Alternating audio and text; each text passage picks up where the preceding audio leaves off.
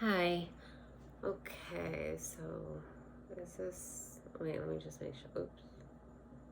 Okay, I started a pre-poll, unsure about if I was gonna come on.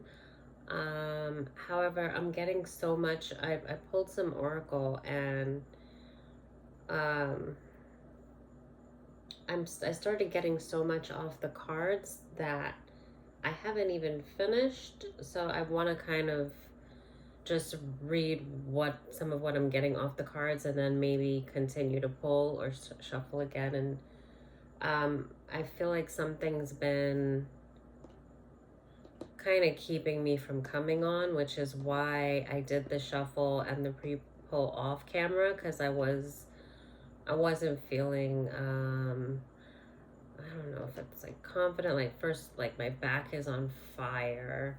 I'm tired, so I just feel like something's trying to stop me from coming on, really. So then I just, to kind of get myself to do something, I was like, well, just start doing like a pre pull, and then um, you can start, you can like do it again on camera if there's like a story in these cards that you feel like needs to come out.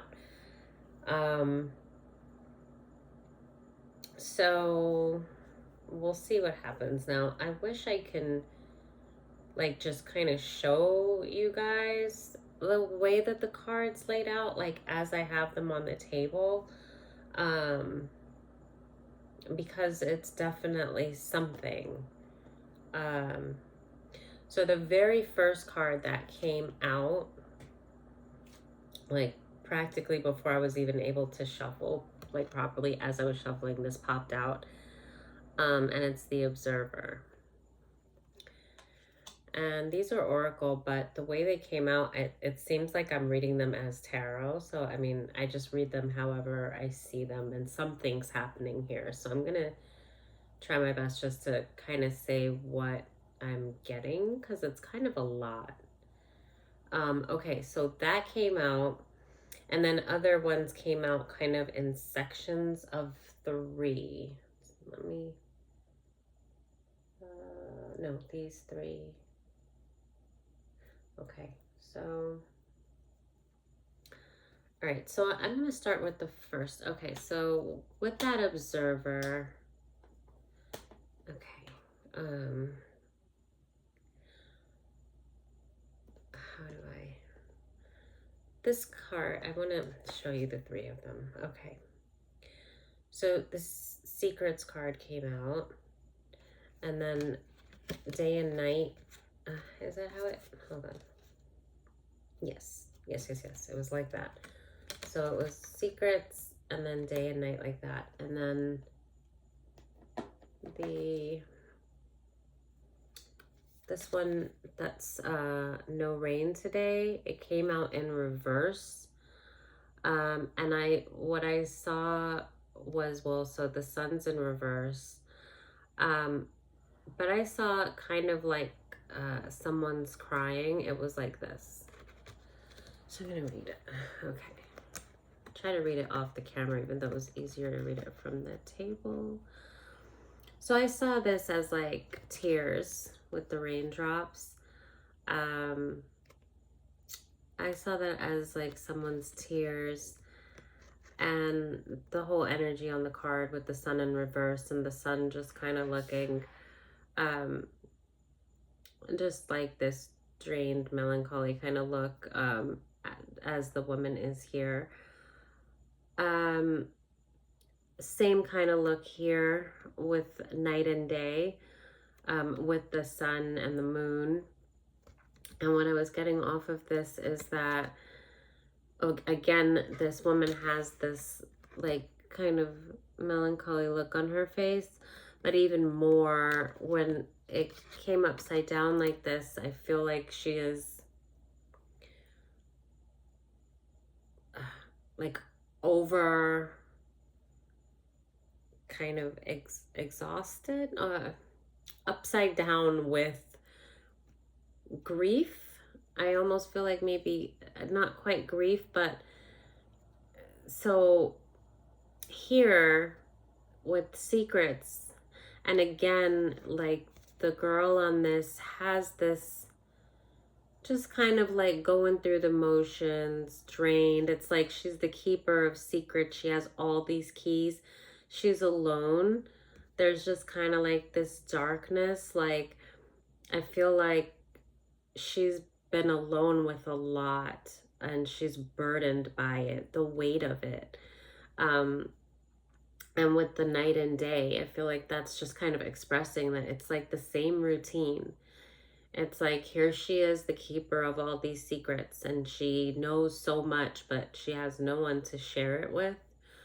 Um, and I see like depression. There's just this sadness, but it's not, I don't know if just melancholy, it's not really the word I'm looking for. I mean, it is more so than depression. Um, this is definitely somebody that's in isolation and um I'm trying to, they're, all right, let me just keep going because I'm having trouble expressing, but I think you kind of get what I'm saying. Um, with the observer, at first I was, because it came out by itself, and so it was facing this way. So at first I kind of saw this as someone that is watching this individual who feels alone and watching this individual in kind of like a depressed state and kind of like a lethargy, like a just a routine that they are not, there's not much emotion outside of lethargy. Like just they're very drained, they're over it. They don't have, they're lacking this luster of life, the sun, this brightness in their life. They need a huge drastic change. They need a spark. They need some excitement, some happiness. This is something, a person that is just not in a healthy state. This is not a positive energy here. And I'm not saying that they're like low vibrational, but if they are collective energy, they are putting their vibration in danger of, lowering, because this is a lot of burden. Um, and this is a person that can be watching this energy. Okay, so I do feel like this is a feminine energy. And then, so I saw that this could be someone watching this energy. But then I also saw that this observer can be the same energy that's almost like outside of themselves, looking in on their routine, on their life, on the path that their life has taken. And once I started to see that, I felt that stronger than someone else watching them, but it can be both. Because both ideas popped out to me. But I think the weight of this was so heavy, kind of like a burden. And then I kind of saw this person outside of themselves to the point where they are so almost like a zombie, like in this dream state, to where it's like they've stepped outside of themselves and are watching themselves go through this motion and not even recognizing it or understanding, like, or seeing a way out. So I'm gonna put these back down, and it's hard to read it from the camera like that, but I just can make more sense of it when I see it flat on the table.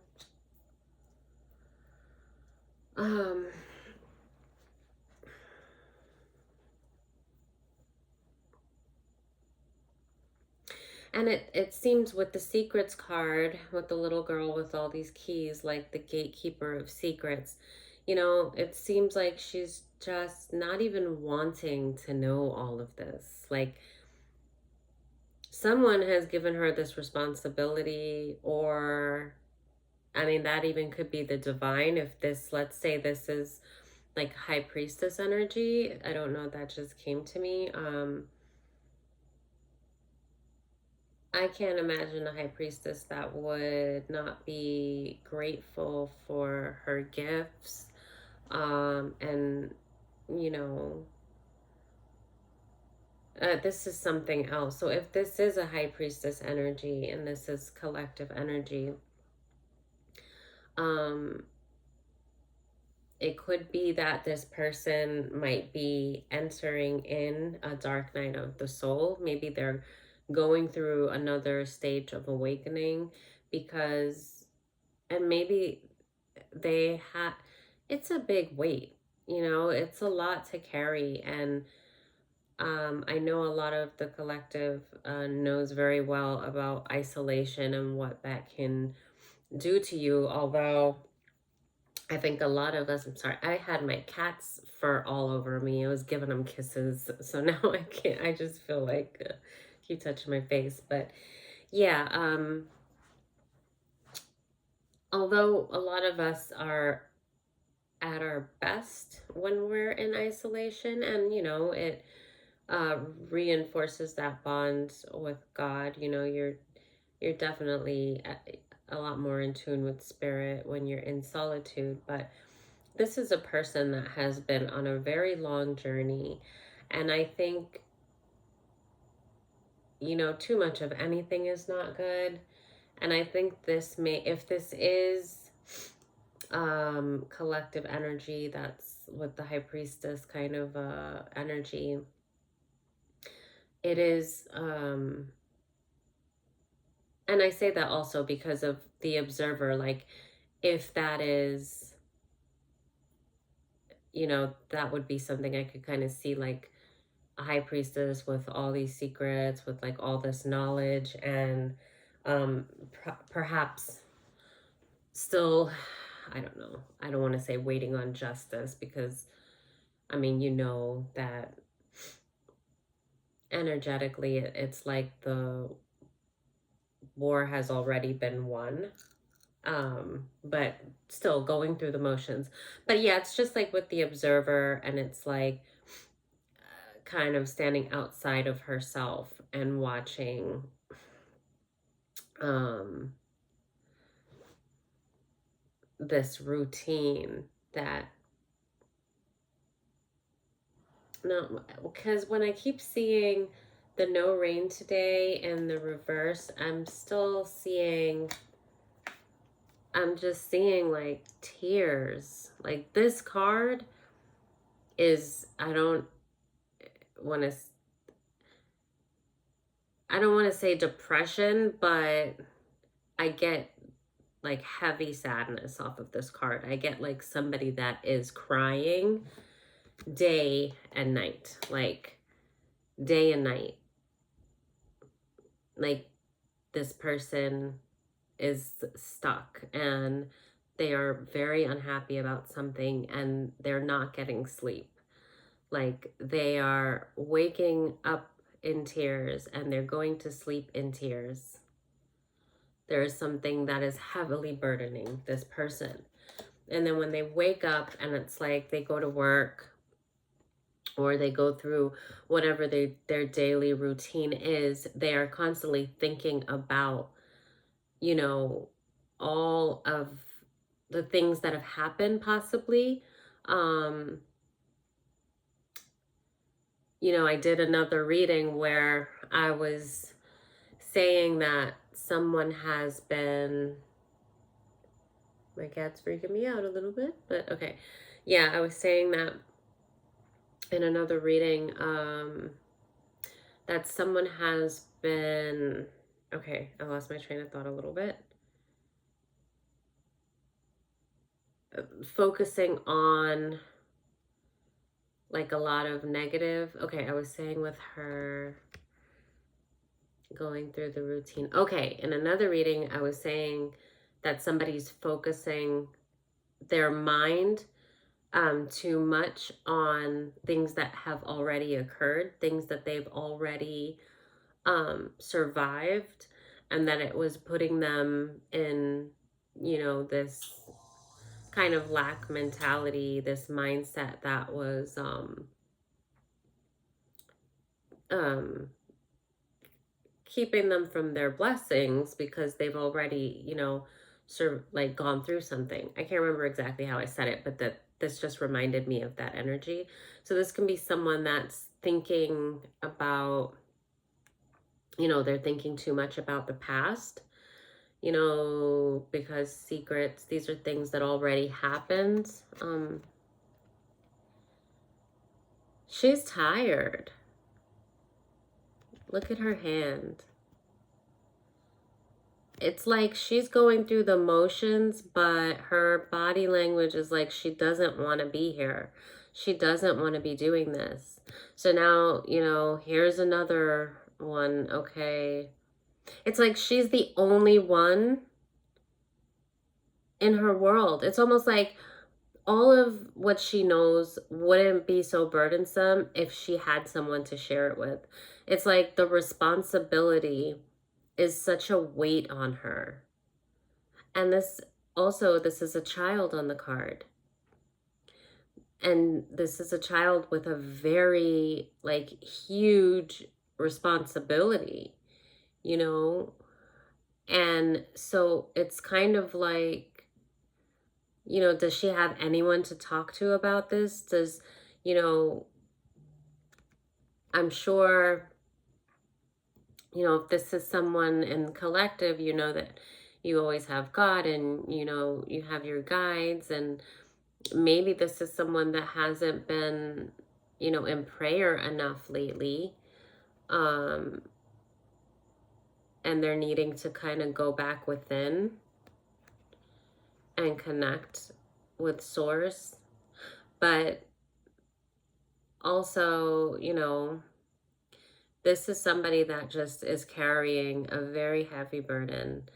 And it's one that they don't feel equipped to carry, but if they're carrying this, then, they have been entrusted with this burden.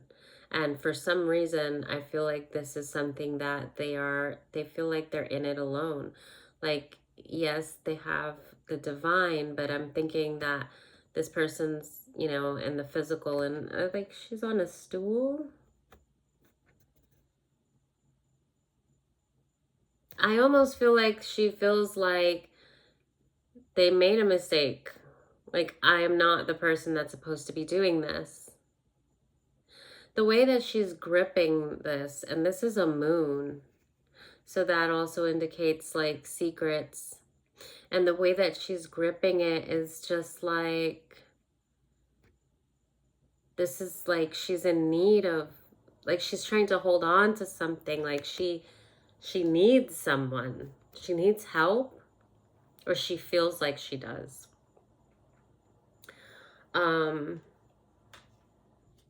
And so someone's watching this person that is, this person's just very sad. The energy, and I gotta tell you, I feel like it is collective energy because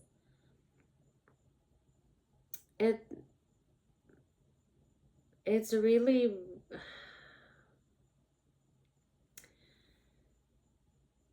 it's a very peaceful energy.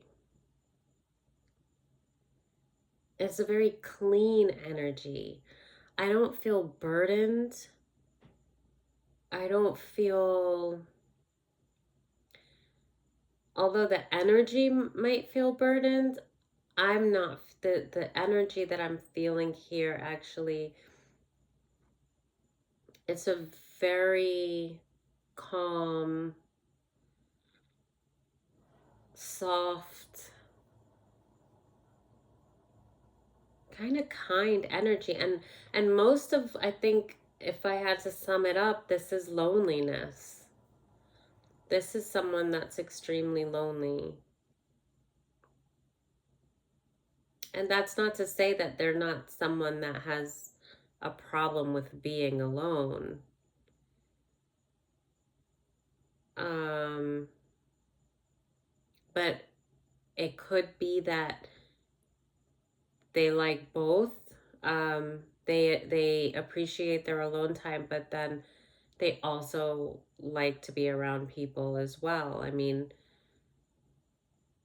none of us are really meant to just be put here and just like go through life alone. God wouldn't intend that. He didn't make us that way. So I this could just be someone that has been kind of on their journey alone for such a long time that now, although they still like their own isolation, they like it to be by choice. And now it's starting to feel like they don't have a choice. Like this has just been such a long time that they don't really see a way out of it. And to go further with the other three cards that came out, one, it's keys on trees and it looks like a tower. Um,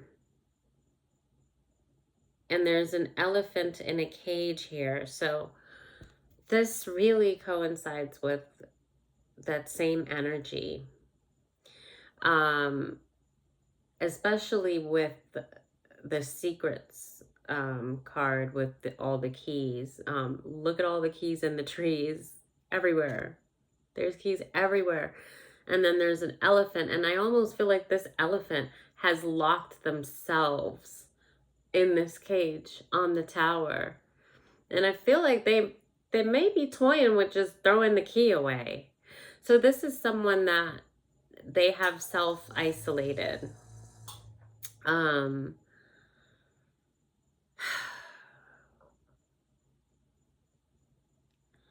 was getting a lot off of this card too. But right next to that also, I mean, this is a lot, you know? So this is Miss Sunshine, the card. But again, I get this energy of isolation. So the sun, you know, it's in reverse. And so this is where the energy is on this top half of the card.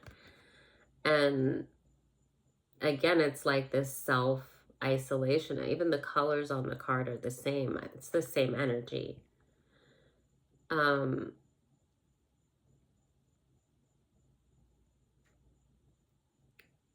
I almost feel like it could almost be like a form of madness. Like this person may have isolated because it was necessary, and they may have gone through like dark night of the soul. They may have done it for healing. You know, they may have done it to keep safe and or all of the above. If this, you know, well, I'm pretty sure this is collective energy, and if there was, you know, gang stalking or anything like that, I'm sure that there are big reasons for why this individual has isolated themselves. And because that's what I get off of these. I feel like this is a choice. The keys on trees with all the keys. I feel like this person is burdened, and it's by information, it's by thought, it's by past.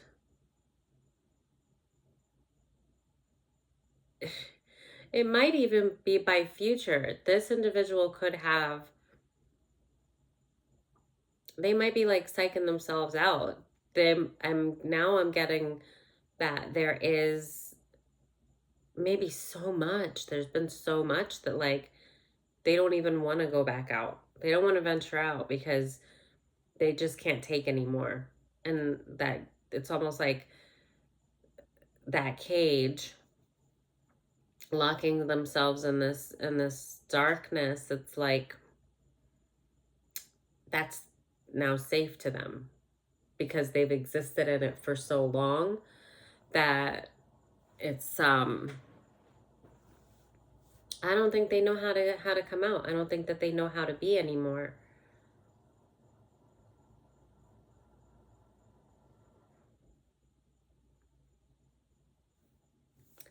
The other card that came out with that spread was Morning Dew in reverse. Wait, is that what it says? Yeah, Morning Dew Girl. So this is somebody like coming out, you know, like I think of like the morning, like you're starting your day. Maybe you're gonna go out, go to the gym, go for breakfast, go for a run, go for a walk, something. And this person is not doing anything. Like there is a need for them. I think I mentioned kind of getting back to be one with nature. There might be a need for meditation, prayer.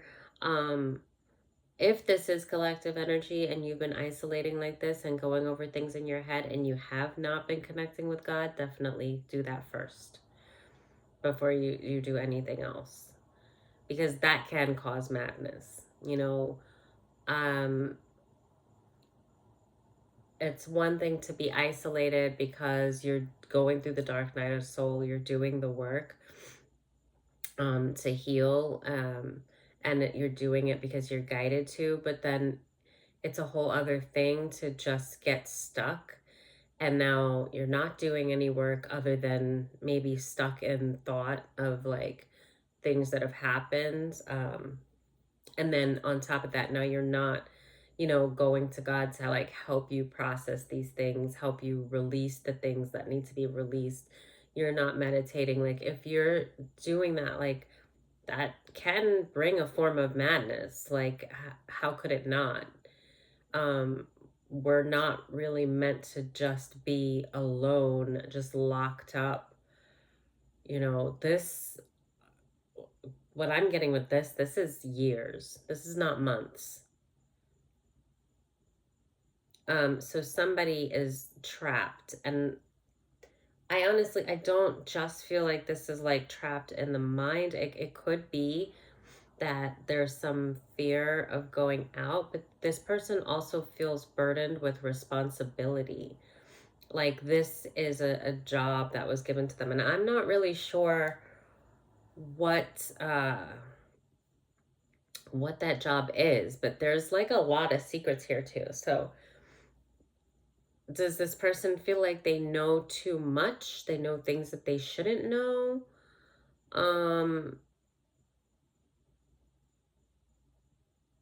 I mean, with the elephant, sorry for laughing, but it's almost like he's like, you know what? Screw it. Screw this ish. Like, I don't want to know anymore. And like, he's just going to throw that key away and just like, I guess, starve to death up there in that tower. Like, he's just like, I'm done. Like, I don't want to know any of this. This is, I quit. And he just locked himself up the tower. Like, nobody talk to me. Nobody come find me. This is somebody else's job. I'm done. Like, but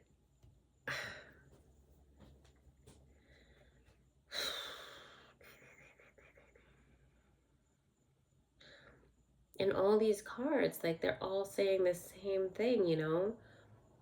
This is somebody that has been just kind of locked away in this darkness. Like this is, you know, Miss Sunshine in reverse. That it's like this castle. Like the moon, like they're getting some sleep in there. I don't know. It looks like a beautiful castle. I just,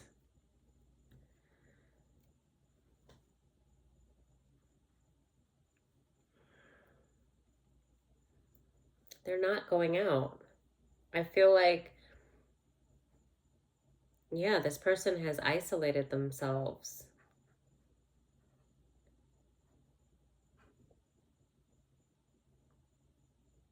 And in that isolation, they have spent a lot of time um, like in tears. Um,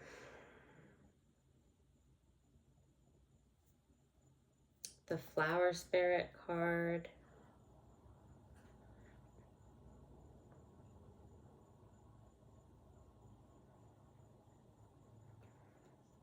just like a fairy, but even, you know, she's just kind of holding on. This makes me think of like, you know, holding the divine,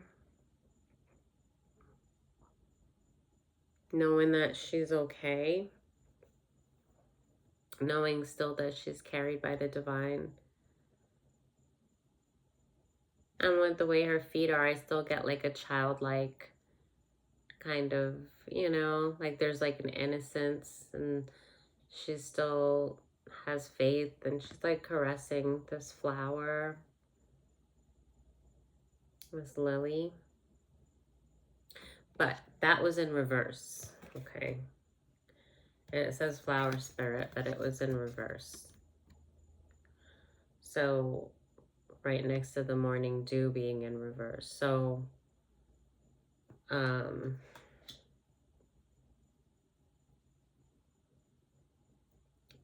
this,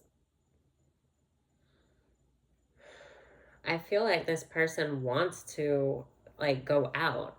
I don't know what to do here. Yeah, I feel like this person wants to go out.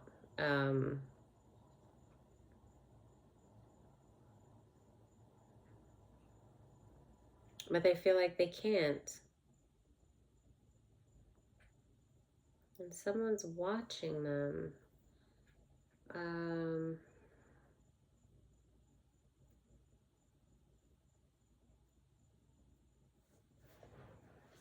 The last ones, I think, was another energy. Yeah. The other ones, there was liberty in reverse, the art of seduction in reverse, and tiny triumph in reverse. Now, is this another energy? Oh, I wonder. Getting some stuff here. All right, let me, I have to lay them out. Okay, because I got something else when I first looked at these, and now I think I might be getting something different.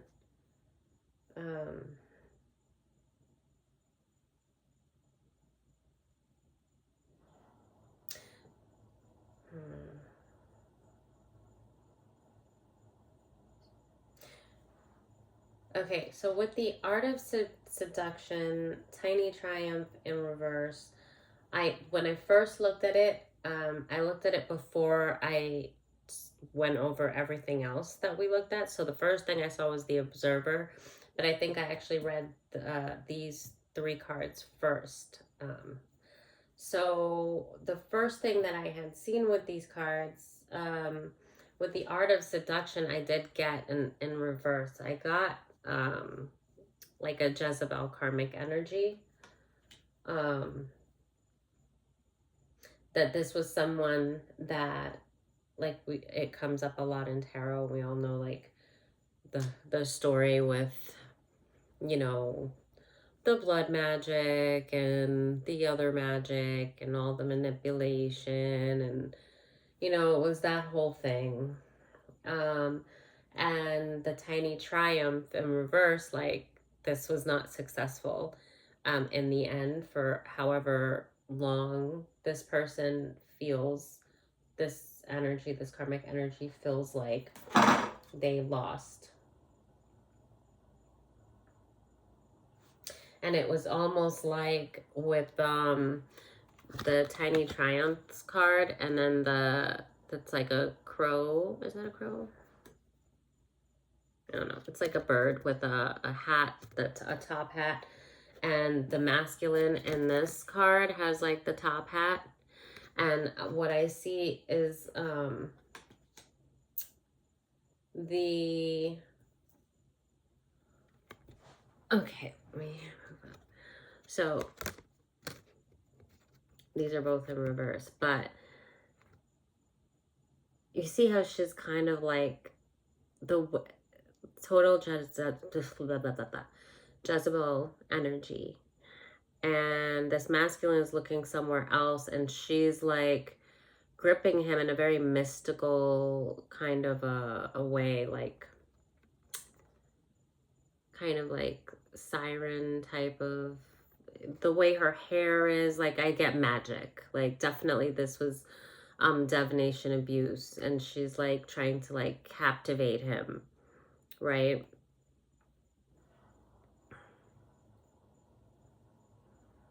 He's looking somewhere else, but he's like kind of listening to her, and she's like wrapped around him. Look at the her arms and everything. So very like seduction, you know, the art of seduction is the card. So here I'm like still with some of the red, and I'm still getting like this is her, and this was the intention there. You know, very magician like with the, it says tiny triumphs.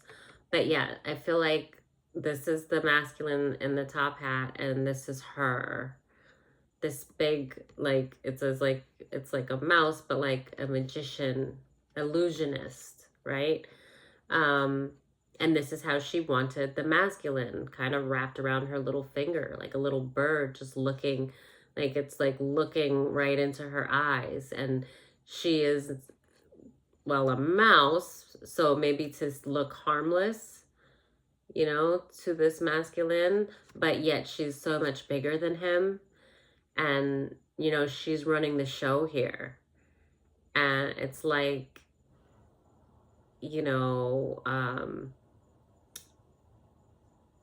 like if he was the magician, now she's turned him into the bird. Like, you know, when like a magician pulls like a dove out of his hat or something, but like now he's the bird and she's the one controlling him, and has him under so many illusions that like she looks like a harmless mouse, but yet she's actually towering over him, right? So this is kind of what I got. This was definitely like a Jezebel karmic energy that was abusing divination for control of a masculine. Um, I just get that so loud on these cards, right? And these were both in reverse. So I'm going to put them back that way. And then with the Liberty in reverse, I thought of this also as, and like the dove and depicting innocence. What is this?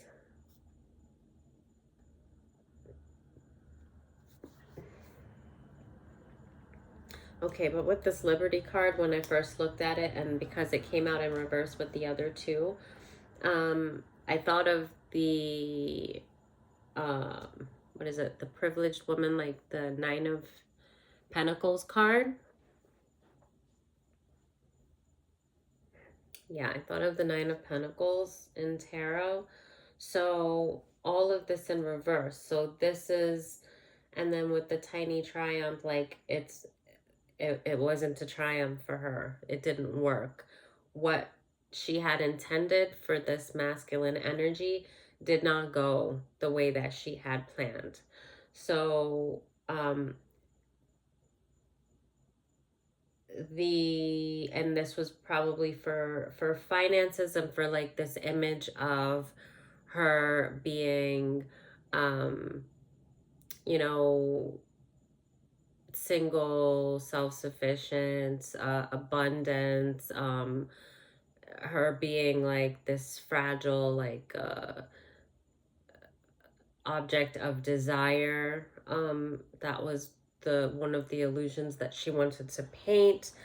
And that also did not work in her favor. And also I think that she wanted to use this masculine for finances to be a privileged woman, and none of this worked the way that she intended. So now that was the first thing that I got off of these cards, and reading them again, that is definitely the energy that I'm getting from these cards.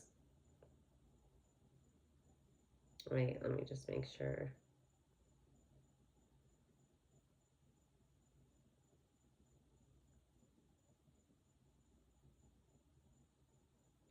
So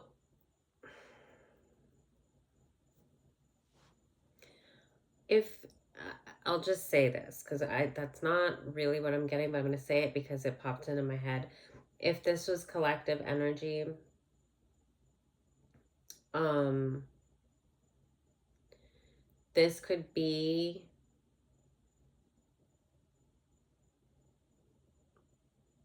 okay, I'm getting something. So if this was collective energy, this could be this person that is in isolation and in this lethargic kind of state, um, could be sad over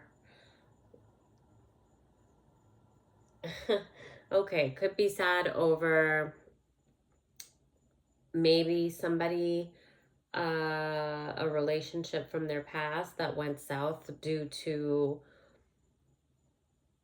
like a third party kind of situation, due to a Jezebel energy. But if it's collective energy and that's the case, I wouldn't understand. I don't know. I would feel,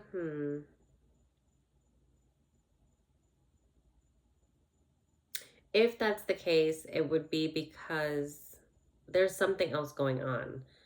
They wouldn't just be depressed over that. That could just be something that they, like if it's a twin flame kind of thing, they could be thinking about the start of, because that's what the twin flame journey does, kind of issue an awakening. And sometimes I could see, like, even for me, like reflecting on where things started when they started going down a route. And um I could see maybe someone, if they were a part of a twin flame journey and they knew who their twin flame was, that they might have like a, they might go back to like the beginning and, remember that, and then kind of process a lot of things that have happened. But at the same time, I can't imagine that the heavy feeling that I feel would be only because of that. That could have, like, they could be looking at that. Um, the reason that I'm only bringing that up is because the other day when I was reading the alchemy cards, I did a spread, and then when I was shuffling, I didn't intend to come back on and do another one, but as I was shuffling, 4 cards jumped out. That was exactly how much I needed for the reading that I was doing. And when I lined them up and I started to go over them on camera, it was too perfect for me not to, do the recording of it. And I haven't, on purpose, I haven't done any twin flame readings because I haven't really seen a need for it, for one, because there's so many out there. Um, and then for other reasons, you know, I, there's a lot of reasons, but um, I've also been just kind of going with what I see and what comes up. And so I didn't want to, force myself to like read things as a twin flame if I'm seeing something else. But that day when I recorded that, it was, it just kind of popped out of the cards. It was a reading I didn't intend on doing. It definitely seemed like it was like divinely, kind of like I was guided that way. And I recorded the reading because I felt like I should. And then as I was doing the reading, it just seemed like it was twin flame, like, and I didn't intend for that, but I can't really deny the way that the cards read.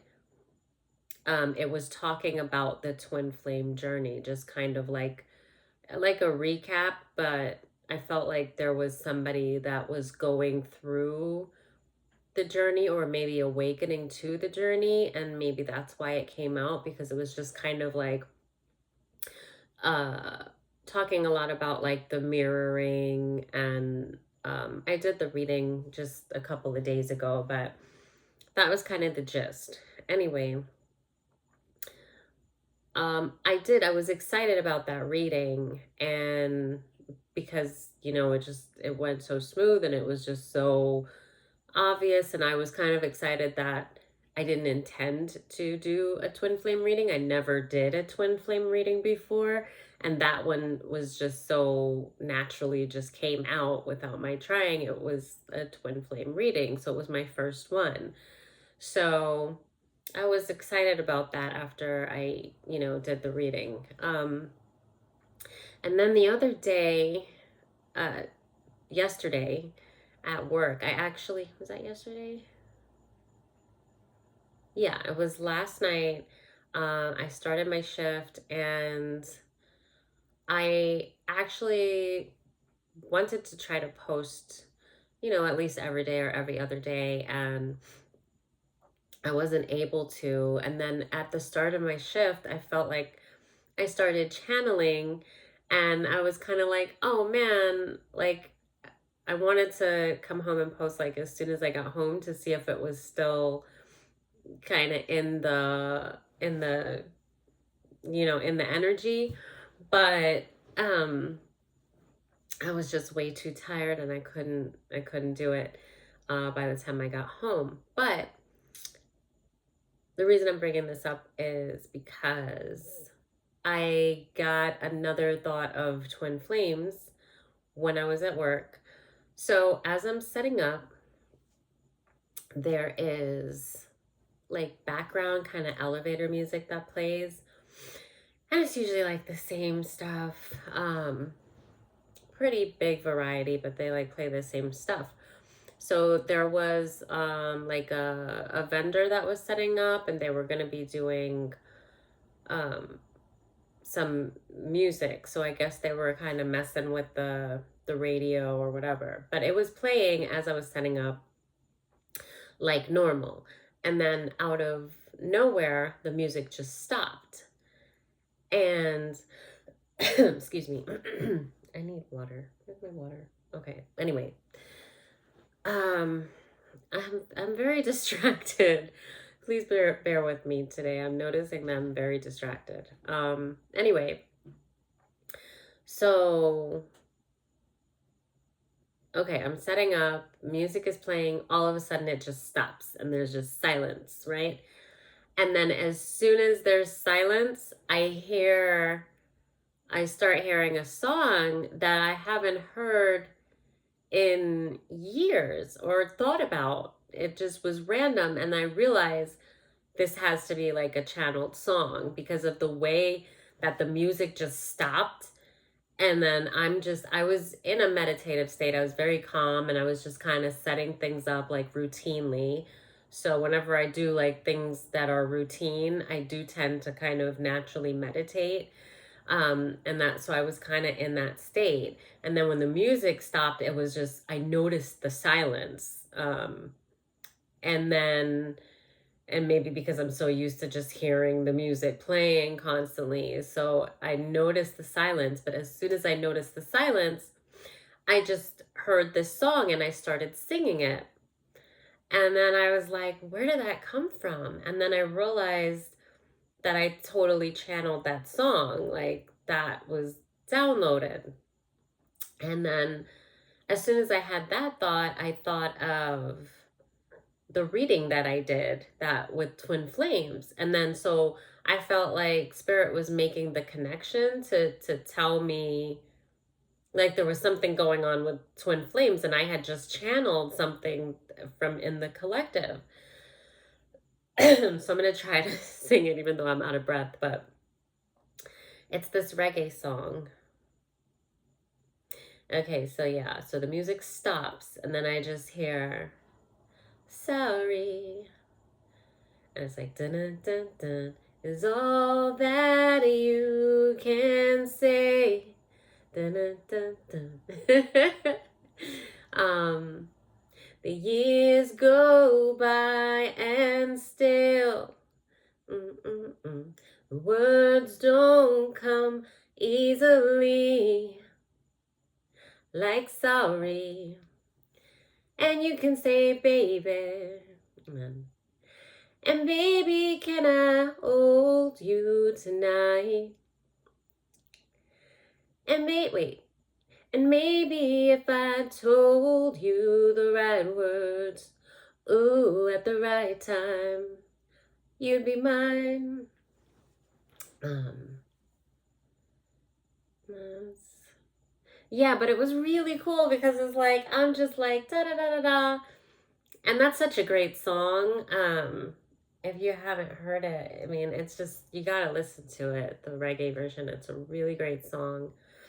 Um, but I haven't heard that song. I mean, a really long time. Like, probably more than a decade. I haven't even thought of that. Definitely more than a decade. I mean, I haven't even thought about that song, you know? So the way that it would just pop in my head, the music that was playing was like nothing. There was no reggae. Like, there was nothing along the lines of that. And I'm just kind of in my meditative state setting up, and then silence. And then I just hear, sorry is all that you can say. And then when I heard it, I had to sing it. And then as I was singing it, I'm like, man, that's a good song. And I'm feeling even better. And I'm just like, wow, I have not, like, I was really in gratitude to even receive that song, because it's a great one. And it just gave me that happy feeling. Like, you know, when was the last time I heard that song? I was very young.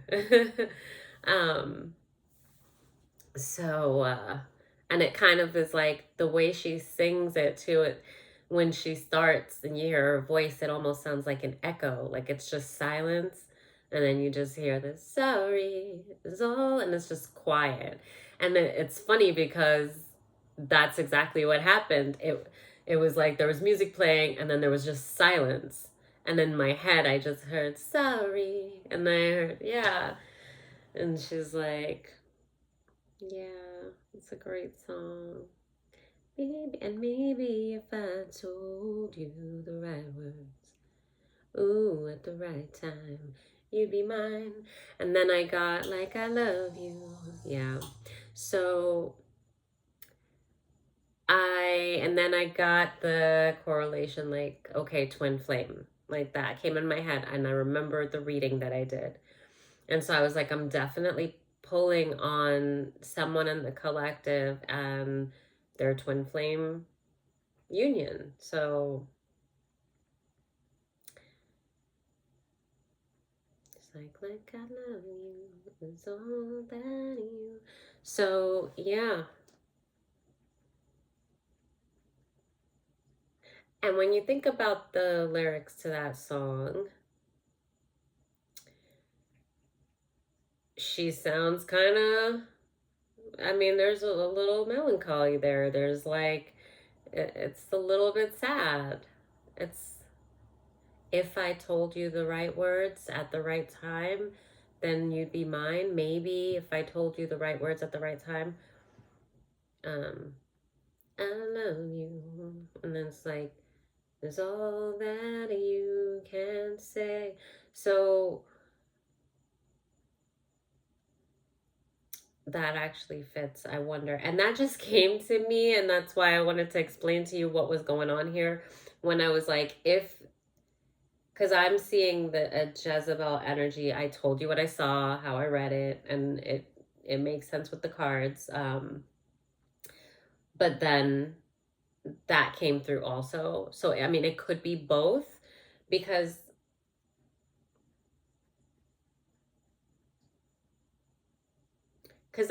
okay, so I read this as how I showed you the cards. Then I was seeing the Jezebel, the manipulation of a masculine, and it was for finances and all of that we've heard, right?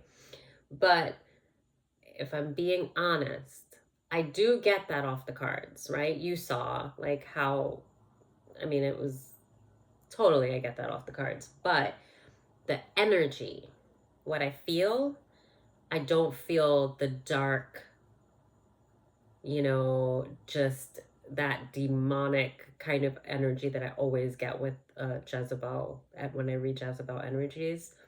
I don't feel that heavy, dark energy off of the cards. Although I read the cards that way and that's what I got off the cards, I don't feel that. Now, that being said, when after reading the cards, I did say if this is collective energy, and then I went into the whole, okay, this person can be thinking about maybe like the start of what could have been a twin flame journey, maybe a lost love from the past.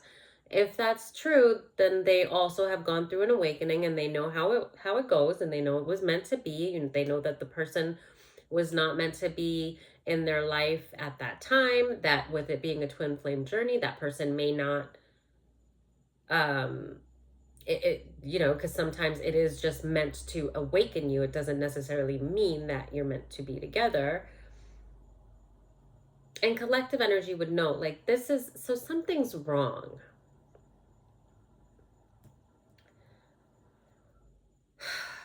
All right. So I did feel drawn to explain about the song at work. And now I almost feel like there's a reason for that with this reading. And I told you,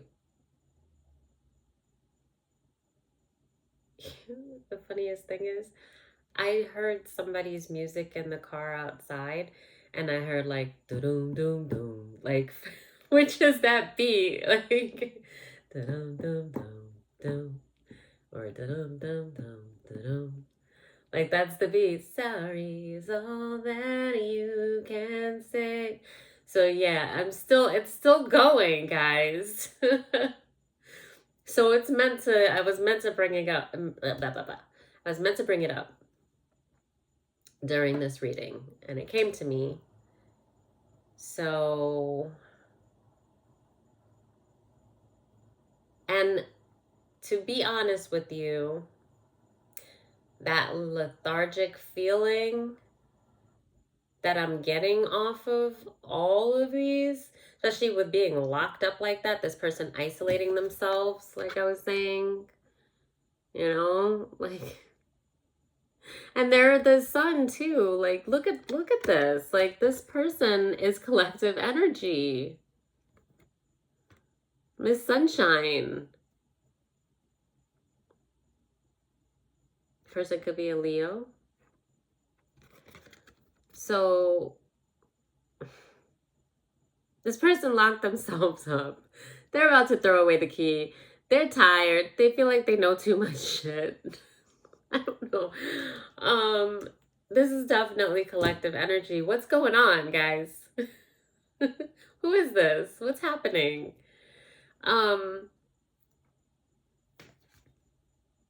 Morning dew girl. Not go like, and I don't want to call it depression. That's the thing. I don't want to call it depression.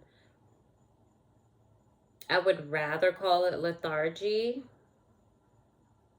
Maybe a little bit of melancholy, just because I get the melancholy I get off of these. And again with the sun in reverse, you know. But I did get like tears here. But this, maybe a little depression, but a little melancholy, I think, more. Look at her face. Night and day. The years go by and still. Something with time here. The sun, the moon.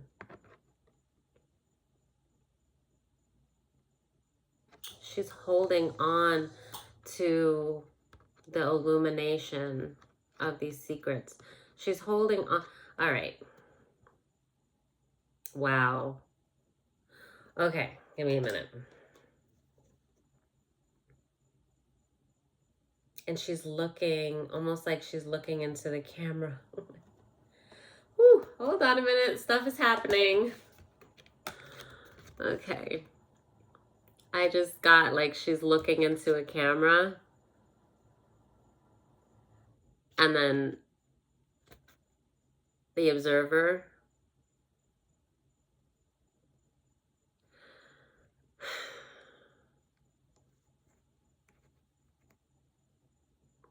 Is this High Priestess energy?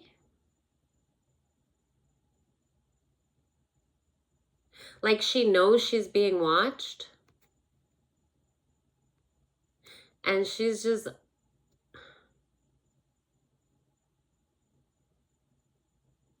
she's tired. Is all that you can say. So...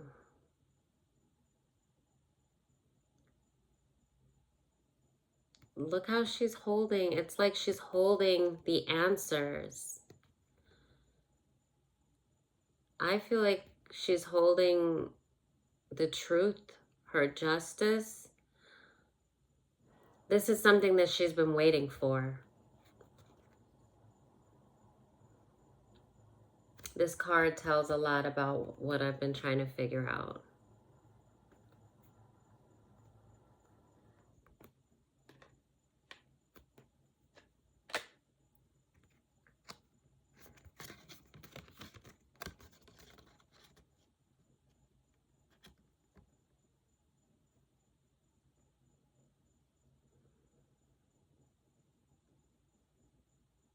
Are you giving up?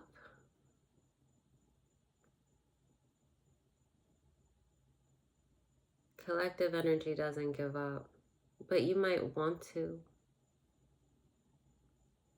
Just like they say the weapon may form, but it will not prosper. It's a human thing to just maybe want to give up sometimes. Doesn't mean you're gonna do it, but I mean, burdens, depending on how much and how heavy, I mean, it can be a lot. And I can't imagine anybody that's overcome, you know, serious challenges and struggles that didn't at some point want to give up. And it's starting to make a little bit more sense to me that this person, because like I said, I don't feel depression, but I do feel like this person has been waiting for something and has been going it alone for a really long time, a really long time.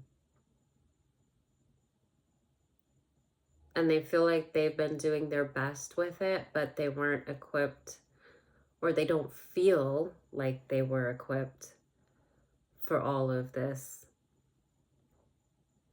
And I think this person just wants some help. Somebody to make sense of everything. You know,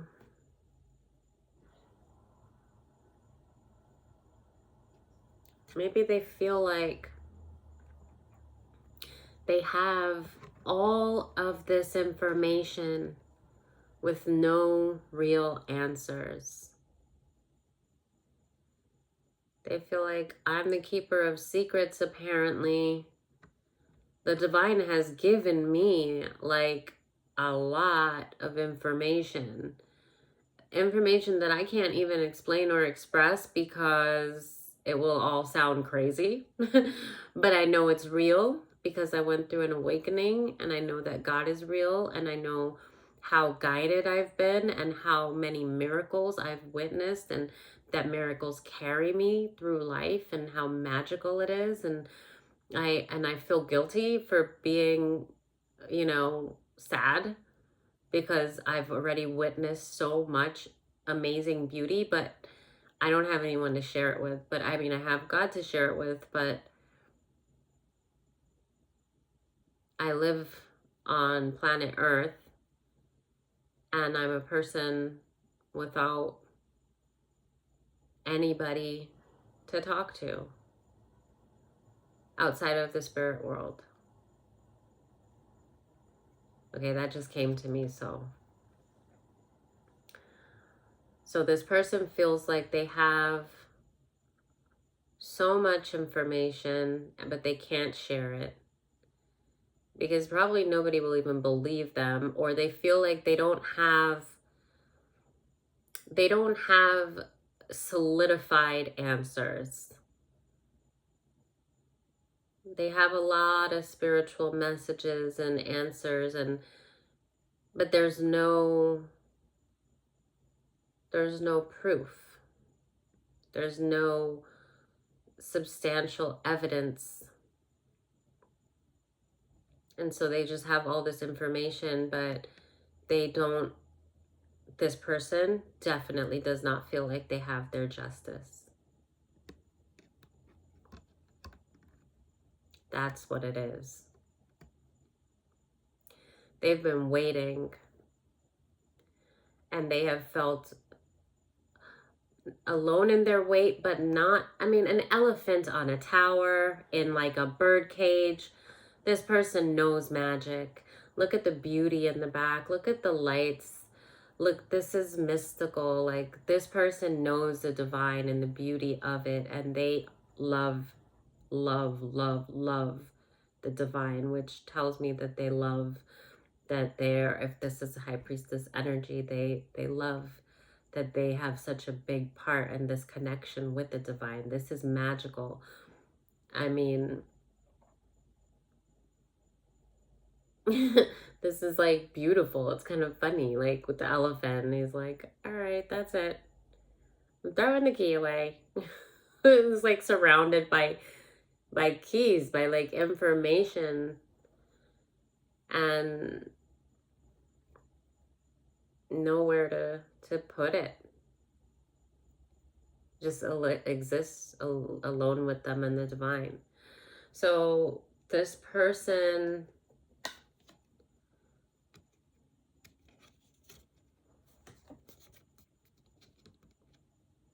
that's been holding on for this justice, and she's tired.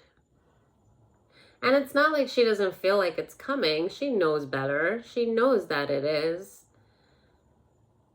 And she knows, like, you know, what's it? Trust in the Lord with all your heart and lean not on your own understanding.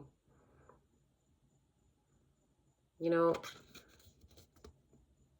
I think that this person has got caught up so much in waiting that they're kind of, they're messing with their manifestations and their own peace of mind, even though this energy is still very peaceful.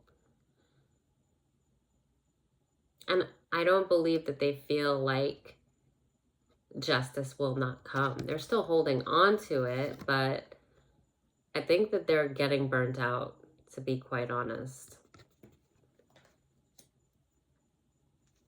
I think they're getting burnt out, and I think that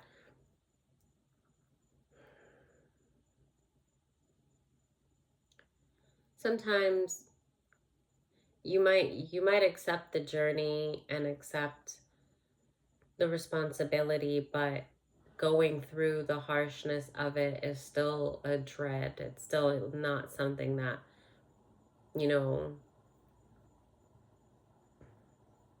like Jesus already knew that he was going to be betrayed and what was going to happen. And, you know, he called to God, still not wanting to have to go through it, knowing what they were going to do to him, knowing that he was going to do this, like, you know, and knowing God as closely as he did, he still, when it came down to it, you know, he didn't want to have to suffer through the moment of it. you know, moments of it to actually, so to be crucified, you know.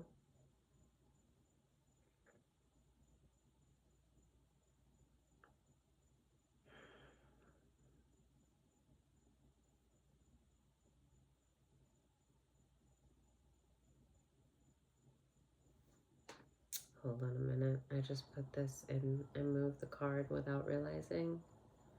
So I'm going to look at it for a second.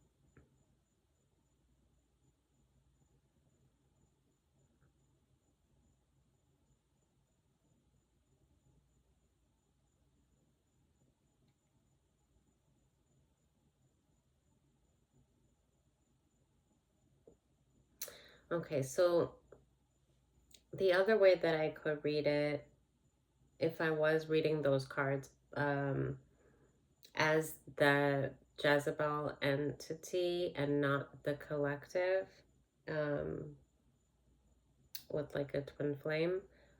Oh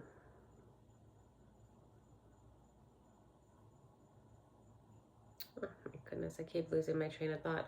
Yeah, the other way I said if I was going to read this as a Jezebel, okay, as the Jezebel entity, the way that I did see it on the cards that way. So let's see if I read it that way. There was something I was going to say about the rest of the cards.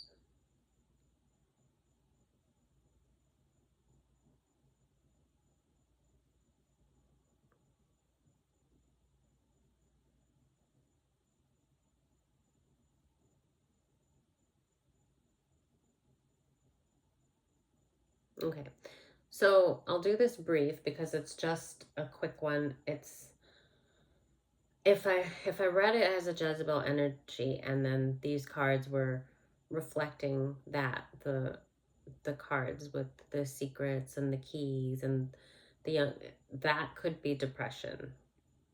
If this was an extension, because like I said, when I saw these, I saw it as the Jezebel and that things did not go in her favor. And you know, the way that I expressed all of that, we can go back to that. Okay, things didn't go in her favor, and I told you that those were the first three cards that I read after seeing the Observer. I saw those with the Jezebel energy.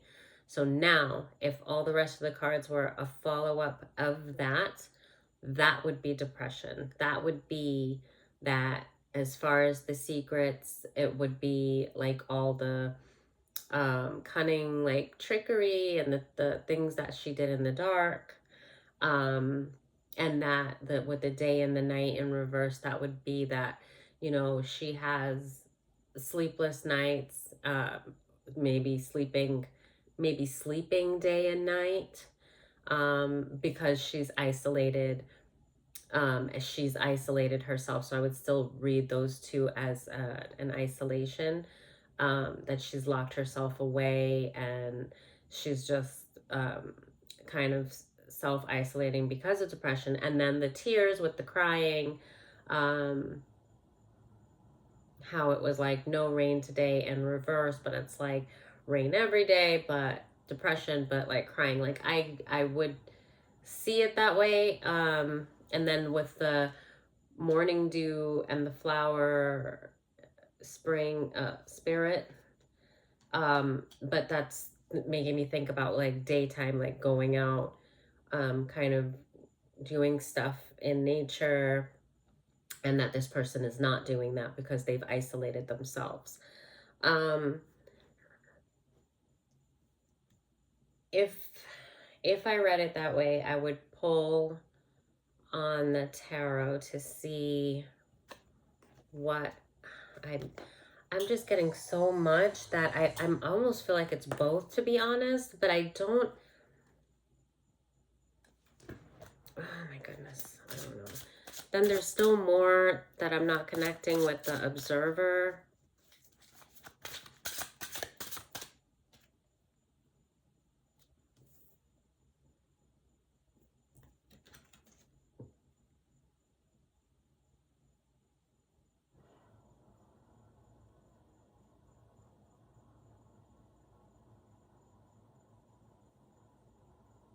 Okay, I just got something else. So with the observer, because of the look on her face, and it's like she's looking through the camera, but it's also like she's kind of staring off into space a little bit. If you could like see like her eyes. She's definitely looking and watching someone, but then she's got that like a depressed look, right? So if it is the Jezebel and it's entity that's watching, she could be watching someone, and she could be doing that from isolation. And then there is a moon in the background. And then I was also going to say, with those look like what is it, dandelions? When I think about dandelions, I think about the yellow flower, and it's also wild, but these are too. I think it might be another type of dandelion, but I know that those are the ones that you can blow and they all come apart off of the stem and it blows in the wind like that and you make a wish.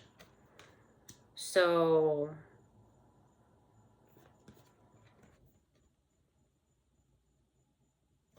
but it's like, it's almost like the wishes have been, like her wishes have been broken, like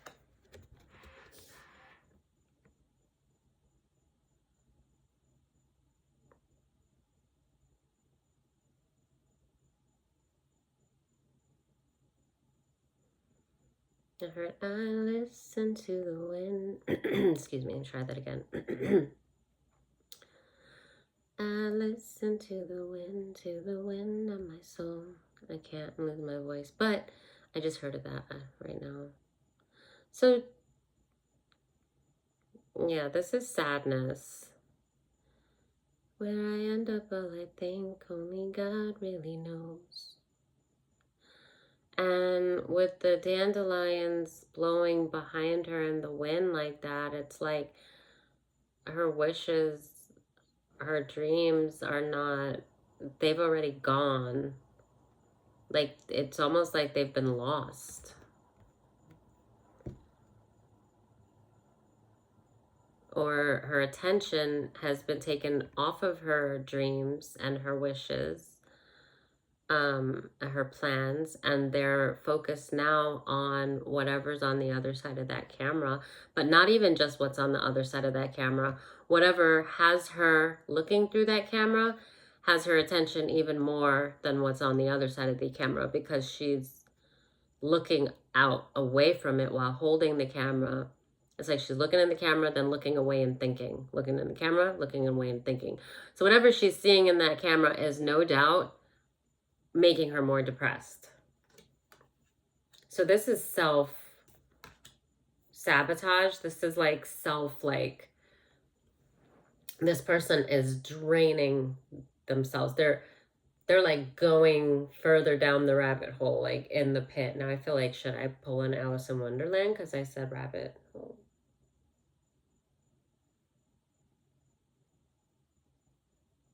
I don't know what to do.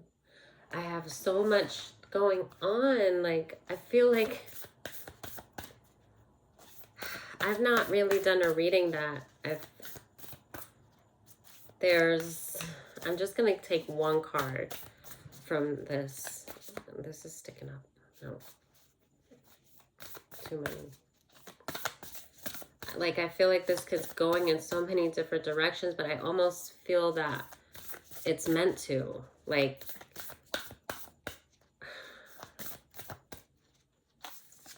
oh, no, don't do that. Okay.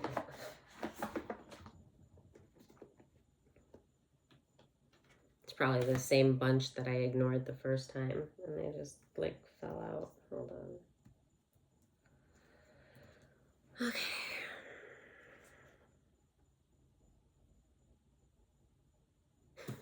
Well, okay.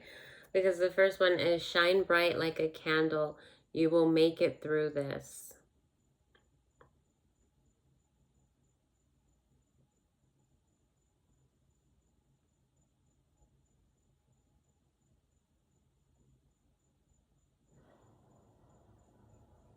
Shine bright like a diamond. I'm hearing that. I wasn't going to say it, but I have to look up the lyrics real quick. There's something in the lyrics I'm supposed to say right now.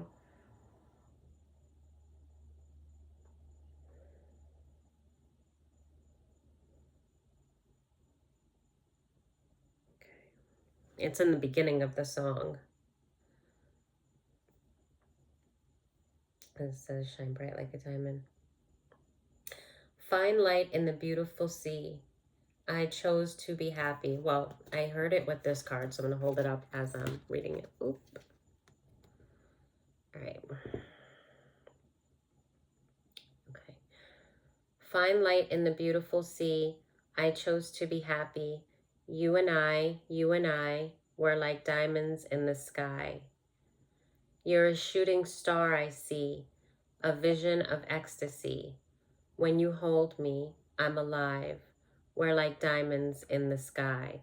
Yeah, someone's really melancholy, and this is about a union. This person, the observer, like I said, whoever she's watching, this is like somebody that is heartbroken. For instance, okay, I just got something to express what I've been trying to express about the card. This is somebody that, let's say they broke up, or their significant other broke up with them. And let's say their significant other left them for someone else. So let's say there's a third party, right? And let's say that significant other and that third party are posting photos of their relationship on like Facebook or something, social media, right? And this energy, instead of trying to do something else, is doing the one thing that, like I was going to say, she definitely shouldn't be doing, which is going onto social media and watching all of the things that these people are doing together, the significant other and the third party. So they're like, all the places that they're going, and the, pictures that they're posting together, and they're kissing, and they're, on vacation, and they're doing all this stuff. That's this energy. This energy is like somebody that is like going through heartache, and like see how she's holding the camera, like she's looking on social media, but it's only hurting her more. And she's forcing herself to go through that, knowing that there's nothing healthy or positive that can possibly do. And so she's looking out into space and just crying day and night. Just like holding on to what was like her light, or what she saw as it, and then just like spending, just days just in isolation, and so that, and then with the other cards, okay, I got something else. Oh boy. And I still have to read a lot of cards. There's so much happening right now. Okay. Don't want to lose it. Okay.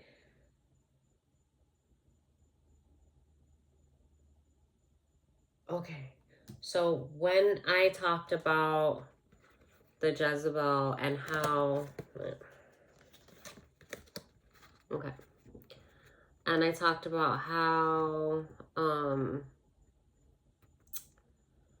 yeah, this guy, it's like he's under a spell. His focus is somewhere else, but she is pretty confident that she's got him. And then this is how she has him. You know, she's like controlling him with the spell work. And she's being viewed, you know, as like this, you know, what is the card called? Liberty. And I think of like, I don't know, I thought of like Statue of Liberty and like I said, like a privileged woman, kind of like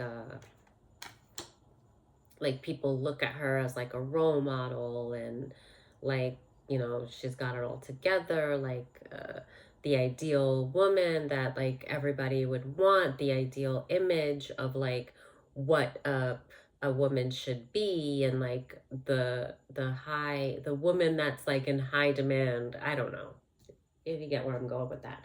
So right, so there's that. And what did I see? Okay.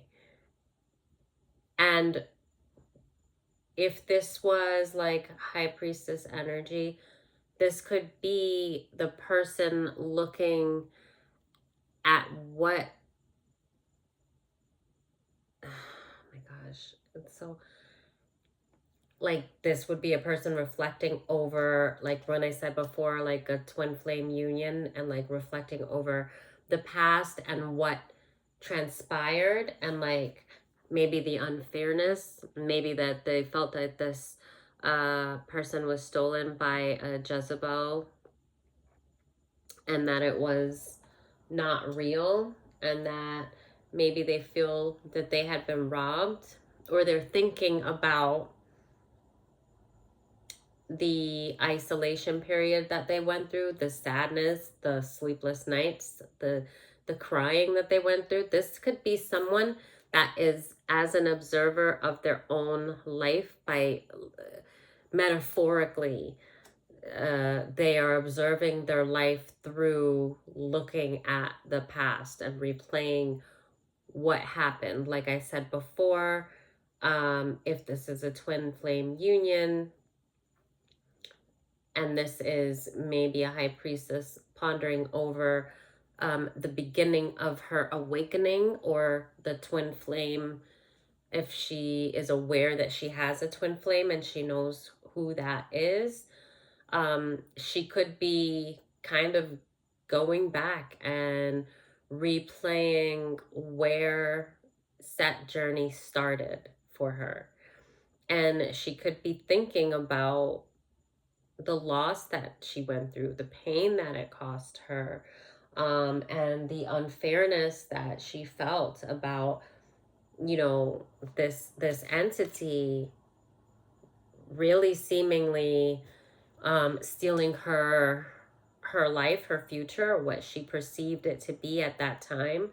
Um, and so she might not be like depressed, or because I said with high priestess, like I don't feel it was depression with that. I said if I was reading it as the Jezebel, I do feel that it's like depression. But what I'm trying to figure out, okay, so like I see this person, like I see it could be reflecting. This can be a person like observing what took place, just processing all of it. That might not be a negative thing. I don't even get like they're heavy with, you know, like they're putting themselves down that rabbit hole of the past. Not necessarily.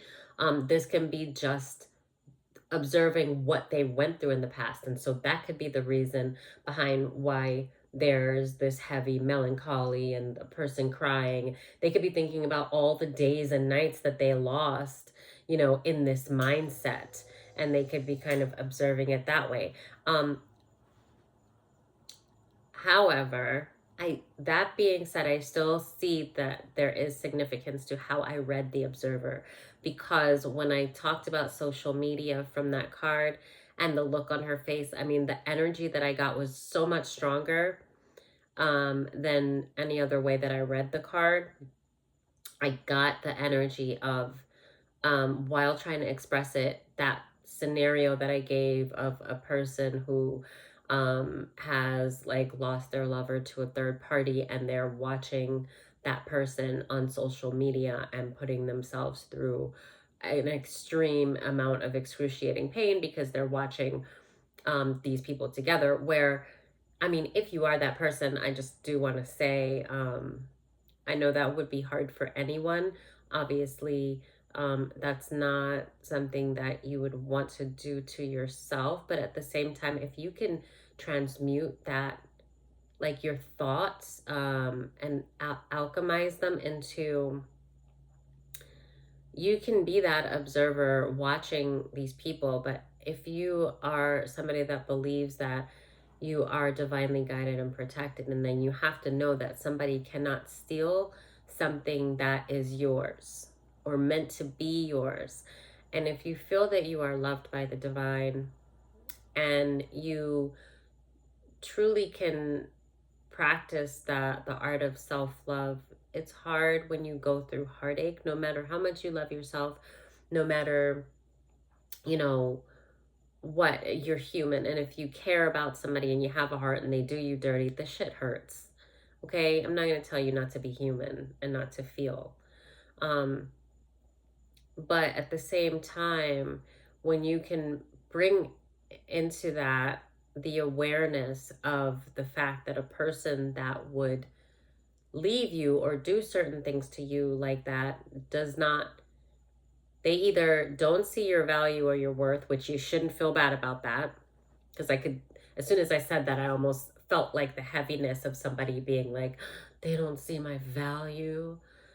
No, it's for you to see, and then you to know that they will, if they don't see it now, they will see it.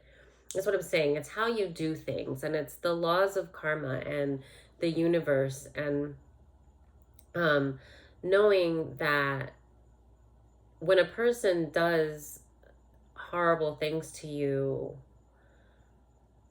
it's really they're doing it to themselves. And especially if you don't allow the suffering, like you can allow the natural, pain of things and watch it and like let it go. But when you pick yourself up and move on, I mean, that's all the person could have robbed you from, was your time and your happiness. Like when they've made the choice to go in another direction, like free will, that's their choice to make. um but you have to make the choice to know that you deserve better. You deserve a person that wouldn't do that to you. You deserve a person that couldn't do that to you, right? Because they wouldn't want to risk losing you forever. um and to know that if you feel like it was unjust, and you feel like this was done, like if they were stolen by a Jezebel or it was because of lies, then you have to know the truth always has a way of coming out. And that, again, something that is yours cannot be stolen from you.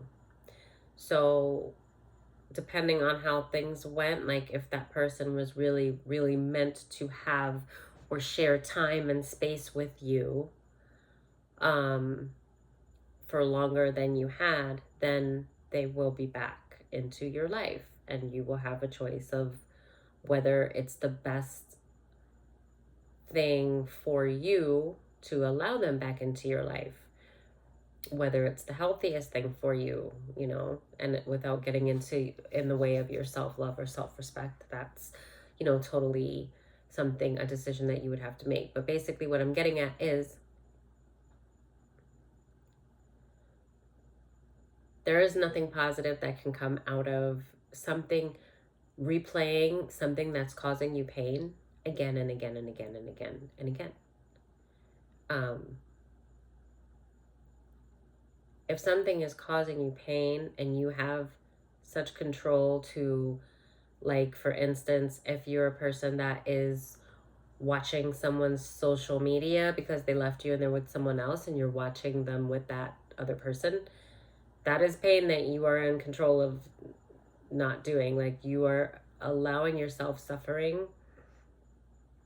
You could be a person that just knows that if you allow that suffering, then that's what it's going to take for you to really be done because of the trauma and the pain that it caused. So you might be putting yourself through that. That just came to me just because you want to be done and that's what it's going to take. So I do know that that's a possibility, that sometimes people will put themselves through a certain amount of suffering because they know that that is what it's going to take for them to really be done, so that they don't forget the pain.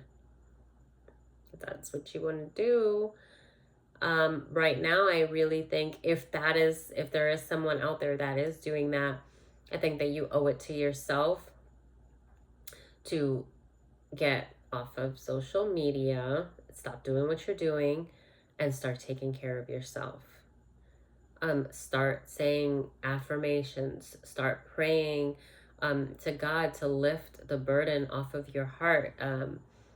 You know, close your heart off to this person if they're with someone else and you still feel this love for them. God can do that. He can do anything, but you got to give it to him. You got to trust him for it. And so don't forget, don't dwell in the grief, but give that to God.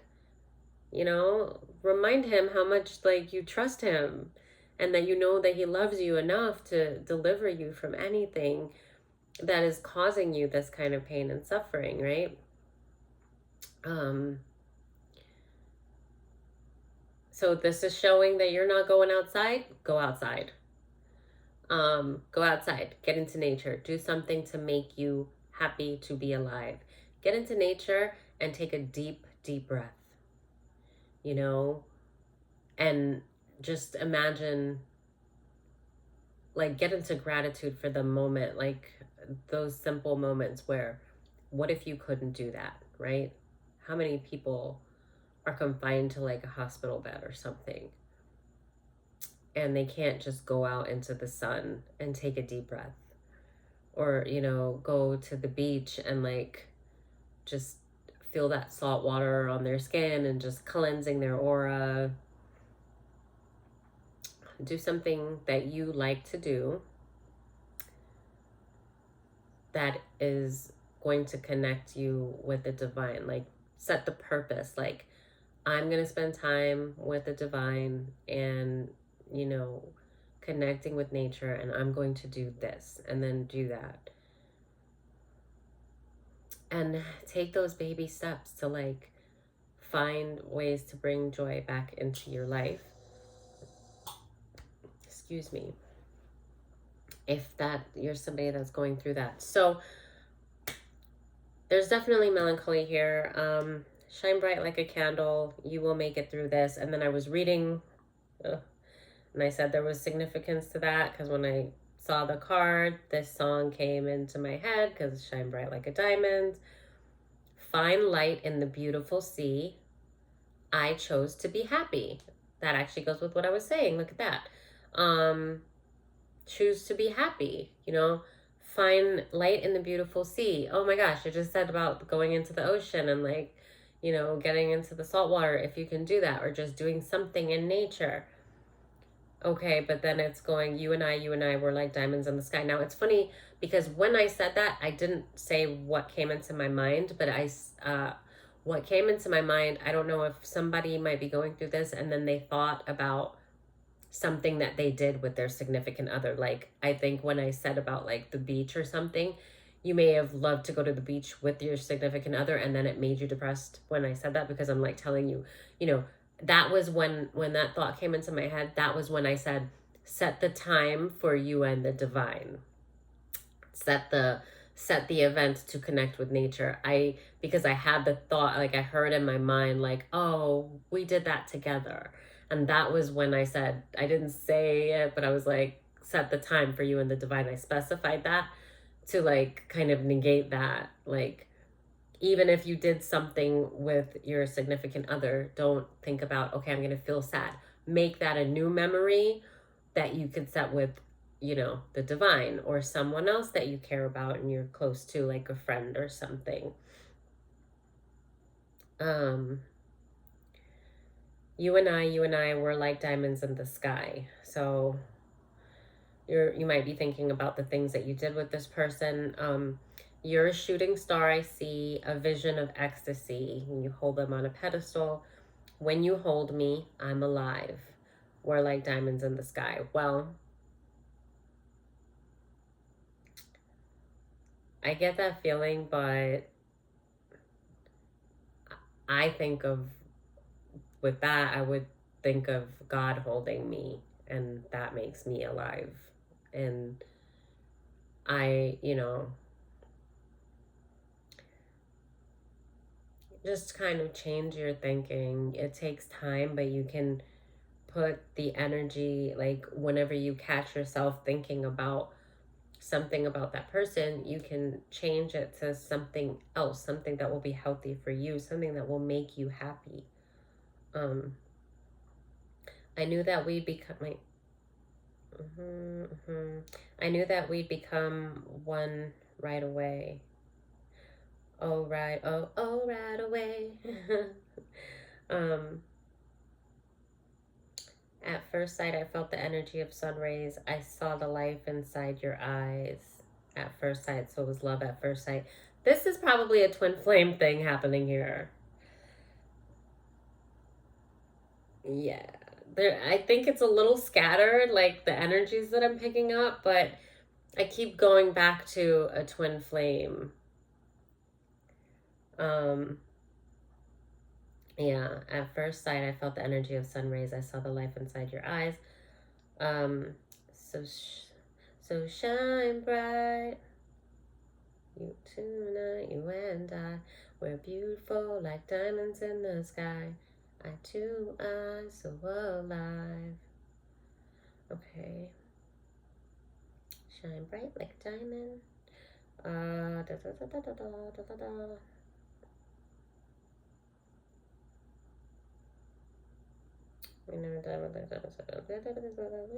Okay, so yeah, it's a lot of stuff. But when I heard the song, it was for that first part. That was basically the part I was supposed to read, and it actually went with the card. So, all right. Then I said I wanted one, and that was the first one on the whole pile that came out. But I'm gonna take a quick look.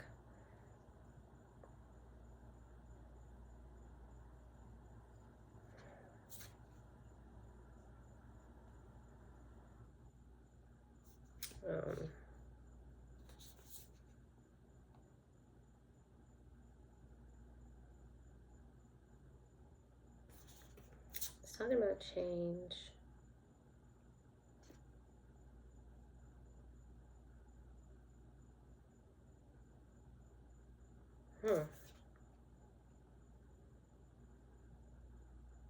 Okay, so basically, of course, this will also said you will make it through this. So this is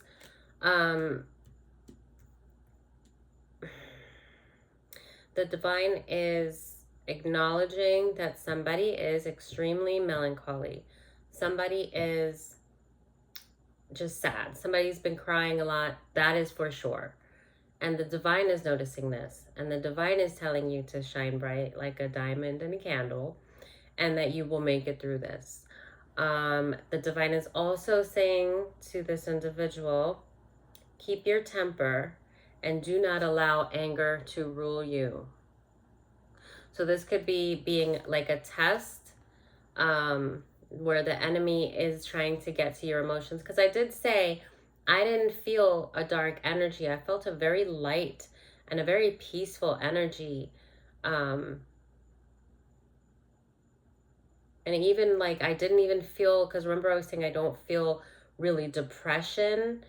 And I think the reason that I don't feel depression is because for it to be such a peaceful energy, I think of depression as very low vibrational.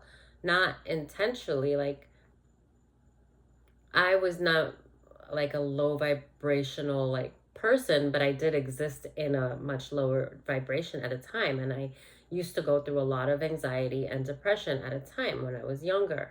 And the depression, I do feel that it's dark. And I think that the reason why is because it is of the enemy, right? So if it, depression, think about it. If you've gone through depression, it feels pretty damn dark.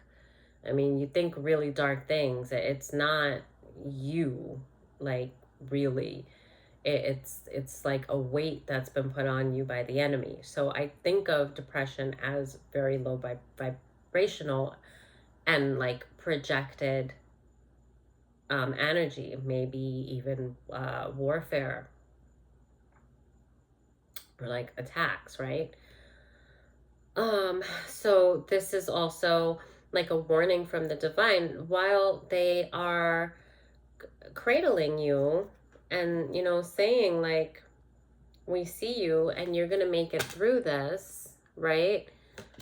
Um, and they see you as very beautiful and that you're sad, and you know, they want you to know that you're not alone and that you're gonna make it through this. But that keeping your temper would kind of insinuate that this can be something can be being projected onto you to kind of F with you.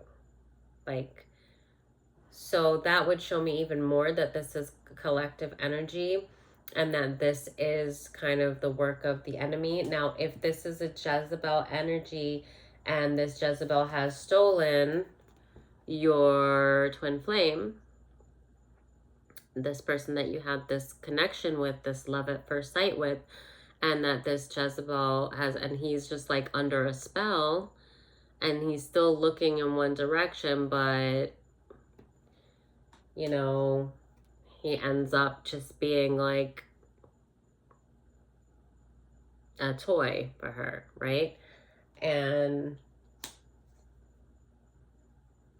she's like, nobody sees her for who she really is but you, and you feel like it's so unfair. And it is. If that, the way that that can happen, and especially with what Jezebel does, it is really unfair. It feels really unfair. But then when you know that you're carried by the divine and things are divinely orchestrated in your life for your protection, and if it's a twin flame, then the only way that she would be able to take this masculine is if he's in a very low vibration, which would mean that he wasn't safe for you. And that if you guys were to be united, it would be destroyed if you and him were together at this time. If that's what's going on, I just want to say that for someone. So the observer, something could have been sent to you. And if that's something Jezebel would do, actually. So maybe now I'm starting to tie something together here. Because especially a woman like this, who knows that she doesn't have that man, that she's doing spell work, right? Now, while she's doing what she's got to do here, what's she going to do? I'll tell you what this kind of woman would do. She would make sure to take pictures or some kind of proof and then find a way to email it or make sure that you see social media somehow. She would be able to like orchestrate it somehow to make sure that you saw proof of them together, even though this poor guy's a zombie and not even like in his body. Okay, so whatever that you are seeing that's got you, I was going to say damn near ready to, but I'm not going to say that because you would not do that. You know better than that. There are brighter days, but right now you just you know, you got to take care of yourself. But this could have been orchestrated for you to see. So you might not actually be deliberately putting yourself through hell and pain. You might have already been going through pain and trying to deal with the shock of everything. Because no doubt if this was a third party that had to do with the Jezebel and had to do with spell work, you, poor thing, was like a deer in headlights, not understanding what the hell was going on. And this girl looks like a deer in headlights, not understanding what the hell is going on. So, what I'm basically saying is that this might not have been your choice to like torture yourself, that this may have been set up in a way for you to see something that you probably would have been better off not seeing. And while you were trying to recover, that is something that the enemy would do while you're trying to take care of yourself and get well, making sure that you would see something that would just kind of throw you back down the rabbit hole of that melancholy, right? So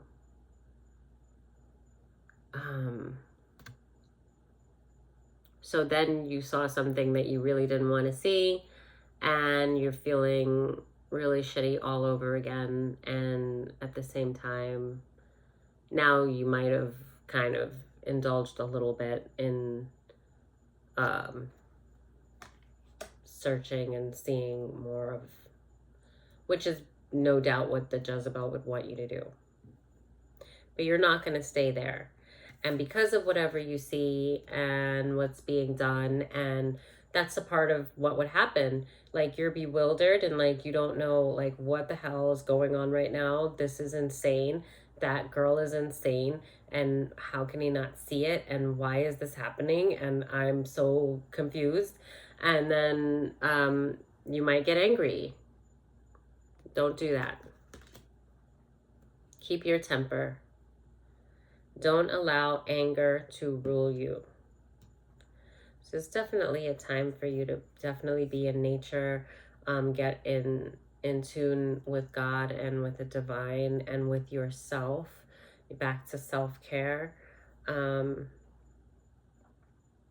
This says changed in the night, you have changed quickly. So your healing, you know, won't take long, or you've already gone through so much. You look at all of this back here. That I saw like the five of what is it? The Five of Wands. Like chaos, like fighting. I see all this stuff happening behind her, and she's just like, it ain't no thing. Ooh, that flower garden's beautiful. Like, I'm gonna go pick some. Like, yeah, you've been through a lot, you've overcome a lot, and you're gonna overcome this with flying colors. So, yeah, keep your temper. And this looks like the same girl too. And you have changed quickly. Don't forget what you've already overcome. Don't allow anybody to take you out of your peace and out of your character. You will make it through this.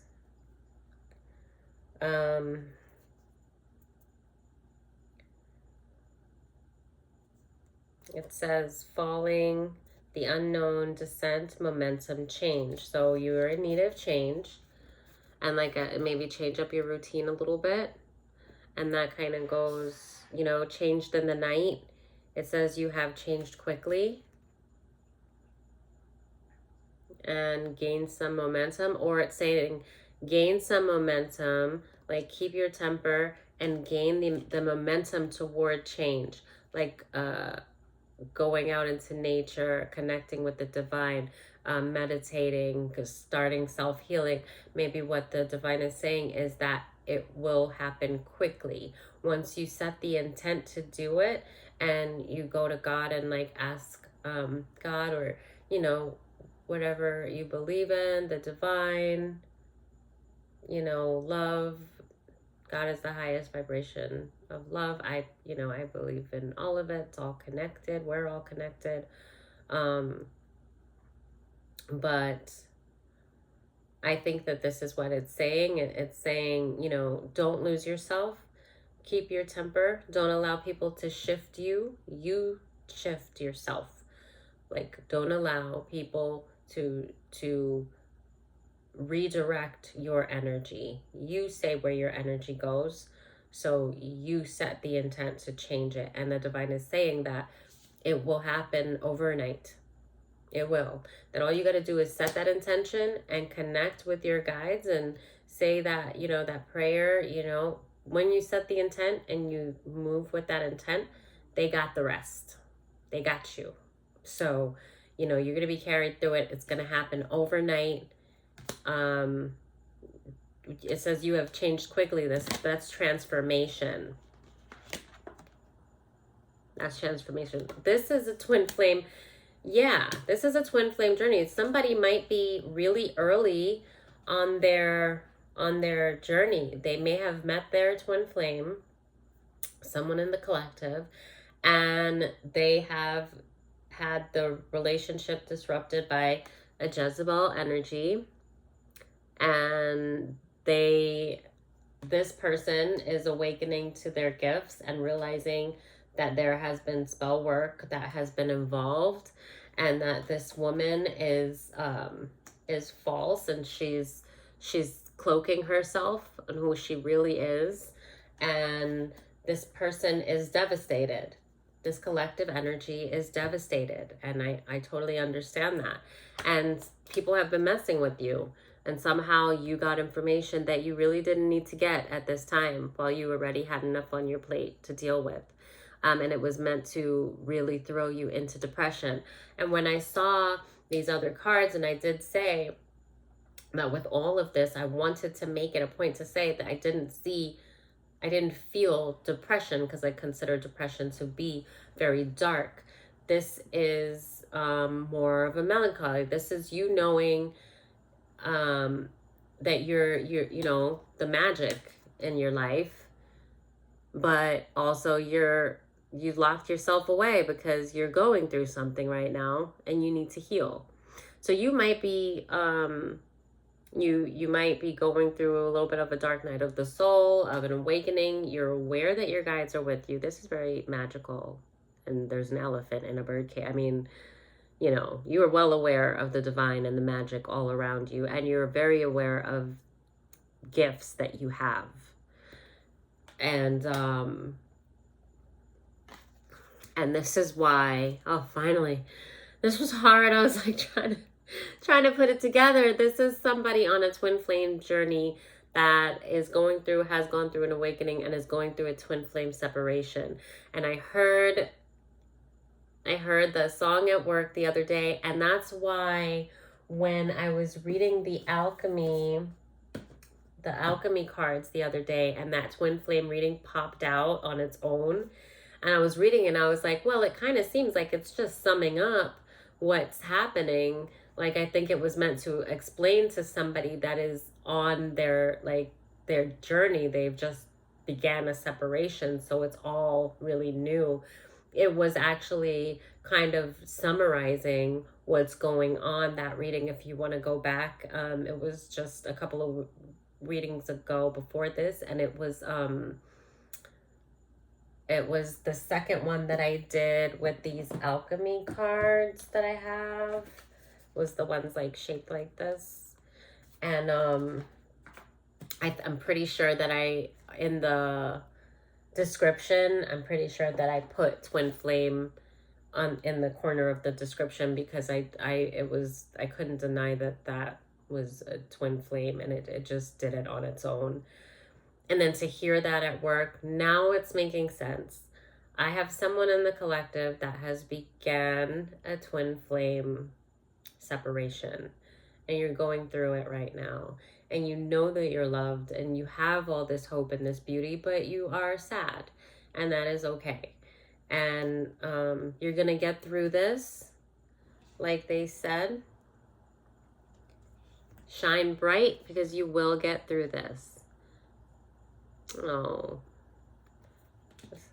Okay, I finally can understand. And that's why, the days are going by, the nights are going by. You're very intelligent. You're very, very smart, intuitive. That's why I was getting High Priestess energy as well. That's the reason. And I was getting this peace and this calm, but like a sadness and a loneliness. And that's why the tears. Oh, my love, you're going to be okay. You're going to get through this. And that's why she's holding on. Like, the moon is right next to her, but she's holding the sun, and, you know, and she's just looking like, can you help me? Like, angels, and, she's just, it's a hard time, and you know that you're going to get through this, and I know it too. You're going to be just fine. And yeah, you're going through a transformation, and that's part of this journey, and it triggers the transformation, and the awakening to the twin flame, and you're like falling, and I see the falling down a rabbit hole. And yeah, she looks like Alice. Well, these are the Alice in Wonderland cards. You're the unknown, descent, momentum, and change. This is going to trigger change, and it's going to be overnight. It's going to happen very quickly. You are going to transform. You're already transforming. So this is just a small part. You're going to be a new person. Let God renew you. Let him restore your soul. Get into meditation. Start taking care of yourself. Do a spiritual bath. Like, just go back into healing and listen, because a lot of things are going to be coming to you. Ah, yes. I definitely remember that. All this information. And it's all spiritual, and it's so much, and you're so grateful for it. But what are you going to do with this? Just listen and allow the Holy Spirit to take you on this journey.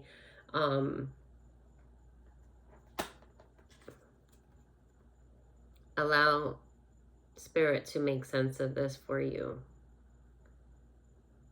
Okay? Don't be burdened. That's why you don't feel equipped. That's why you feel like this little girl with all these keys and all this responsibility, and it's like, what am I supposed to do with all of this? I know that. What am I going to do with all of this? Trust in the Lord with all your heart and lean not on your own understanding. Okay, God's got you. You're not alone. And I know that it feels overwhelming, but that's why you gotta just you're gonna be purging a lot. Just allow the information to come as Spirit delivers it. And it could feel overwhelming, but just allow it. Look at it as if you were standing outside of your body and looking in, like you were looking in at someone else. Finally. Oh my goodness, I couldn't figure this out. Yeah, look at it as if you were looking at someone else. And allow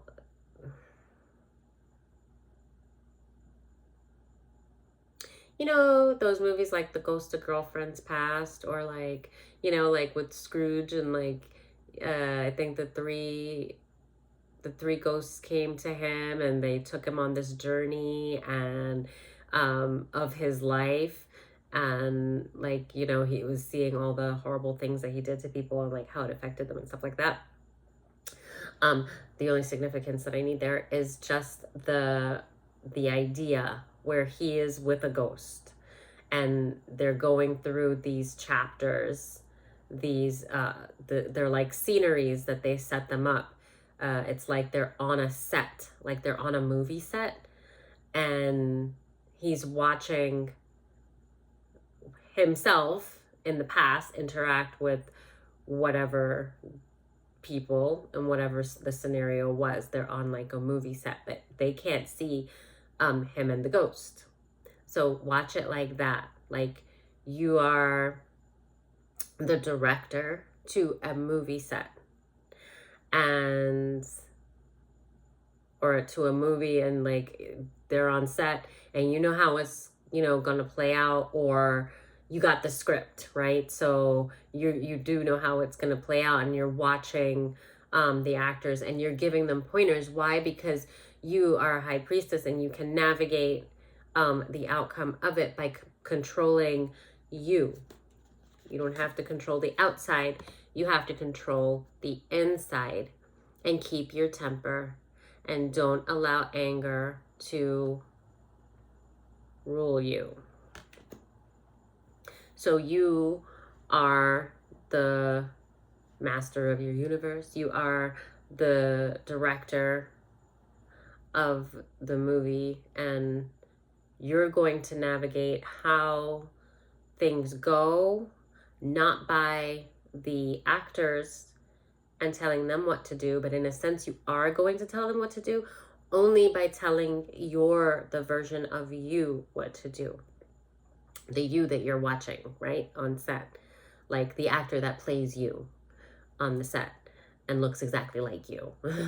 You're going to tell that person what to do. And that's your inner person, your inner child. You're in control. And by telling that person what to do, you do affect how the other actors are going to, because you're the main character in your movie.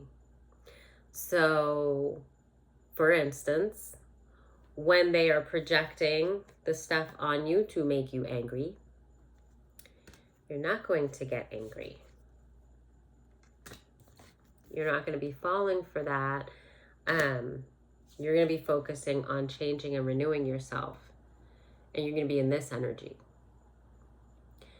And when you're in this energy, all the things that they were done to put you in this energy, what's going to happen? It's going to be mirrored onto them, and they are not going to be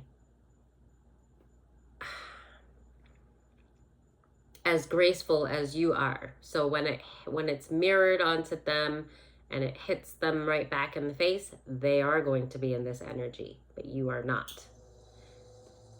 You would have transmuted it, and you will be here, and the Jezebel will be here. So how do you control your movie? By controlling you.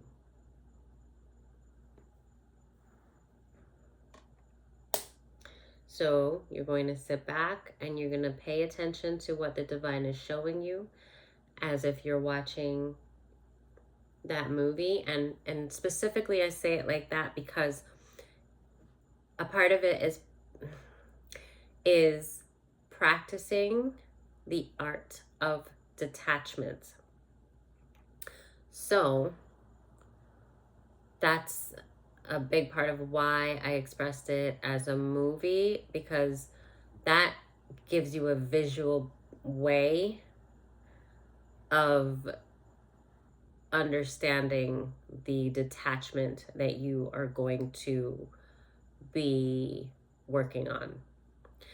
So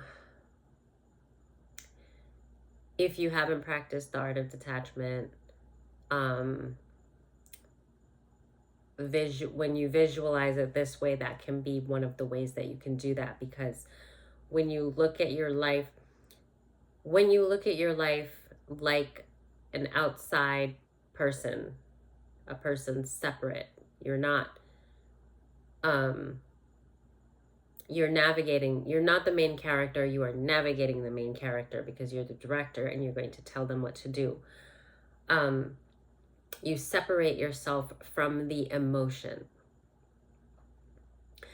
And that allows you to be in stillness, like the director standing outside the set. They're not all emotional like the people that are on set acting out the circumstances. They're going to be dictating, they're going to be analyzing. So, allowing spirit's going to be like, it's going to be like clips, like connecting, like, oh, like for me, a part of it was a lot of information, like a flood of information when I went through the awakening. But one of the most magical things and significant things, it did feel like one of those movies, like Spirit took me on a journey of my life. Because what happened was a lot of moments where because I was asleep, there were always significant moments in my life where it was like, huh, right? These moments. And then I would let them go, but it would be like I stuck a pin in it, like, huh, right? And so there were significant moments in my life where I saw something, but I didn't at the time. Maybe spirit just told me to let it go, and I intuitively just did that. But there was a processing that I couldn't do, and it wouldn't have been safe for me to do. So it was a protective, like there were a lot of things I had to let go. And thinking about it now, it's good that I chose to do that because I wasn't equipped to handle it without emotion. When I went through the awakening and spirit was showing me all those moments, and it was like, man, it was just like clarity was brought into it. And it was like it literally felt like I woke up from a spell. I don't know another way to describe it. It was an awakening. It felt like I had been under a spell and it broke off, and I had a flood of memories that was just brought clarity. That brought clarity to a lot of the question marks and scenarios in my life. And I remember I like sitting there and allowing, and this was like, I remember specifically in like a day or two, it was a lot, but I almost feel like it happened for like weeks.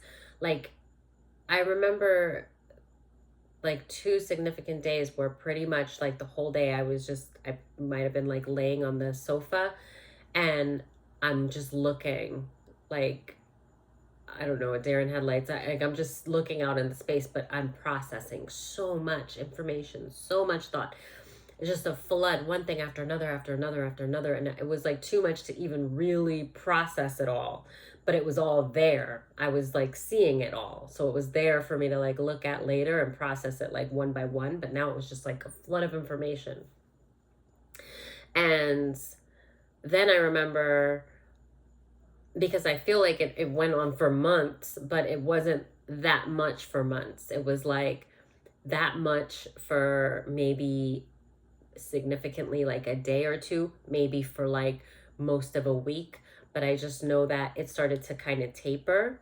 So it, for months, I kept getting information, but it wasn't as much as like that first week or the first like maybe 2 days. And it wasn't the first, because like I was going through the awakening first, and then a part of the awakening was where spirit started to take me on this journey to my past and to like so many things that happened, and then fill in clarity to all the blanks. It was incredible. It was so magical, like I cannot deny it. And it, wow. So I guess I just wanted to share that with you because I feel like you might be going through something similar to that. So it is very important that you know you're going to make it through this. I think you do. But even more important that you do not allow anger to rule you. That's a direct message. And that to know that Spirit has you. You're going through a transformation. It's going to happen quickly. All they need you to do is take care of yourself and trust. Okay? So it's going to happen really fast. Okay? So don't worry. Oh,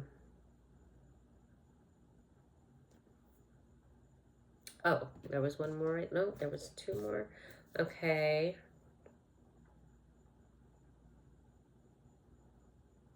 Right, wanting to grow in experience the rejection of perpetual youth, growing up.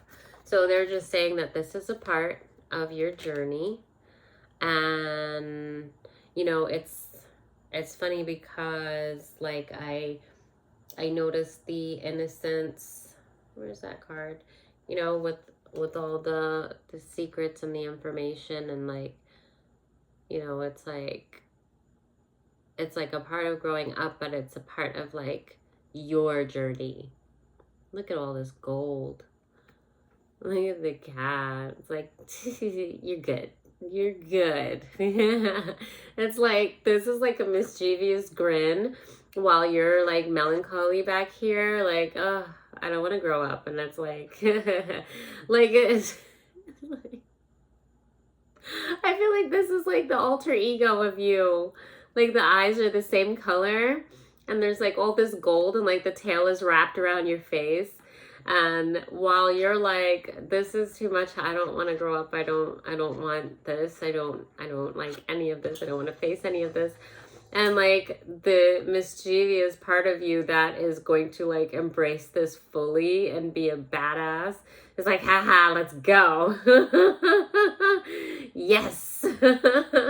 This is great. So but yeah, the divine is telling you like this is a part of your journey, and it is okay. You're gonna be okay. um, the rejection of perpetual youth. So, because acknowledging that you are feeling very rejected at this time, but this is divinely guided, and it is for your protection, for the betterment of you. So,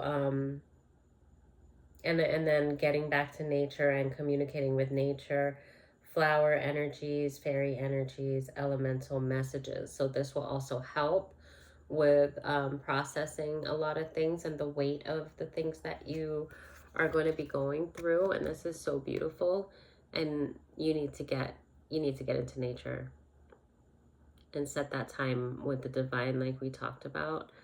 And this is going to help tremendously with your transformation.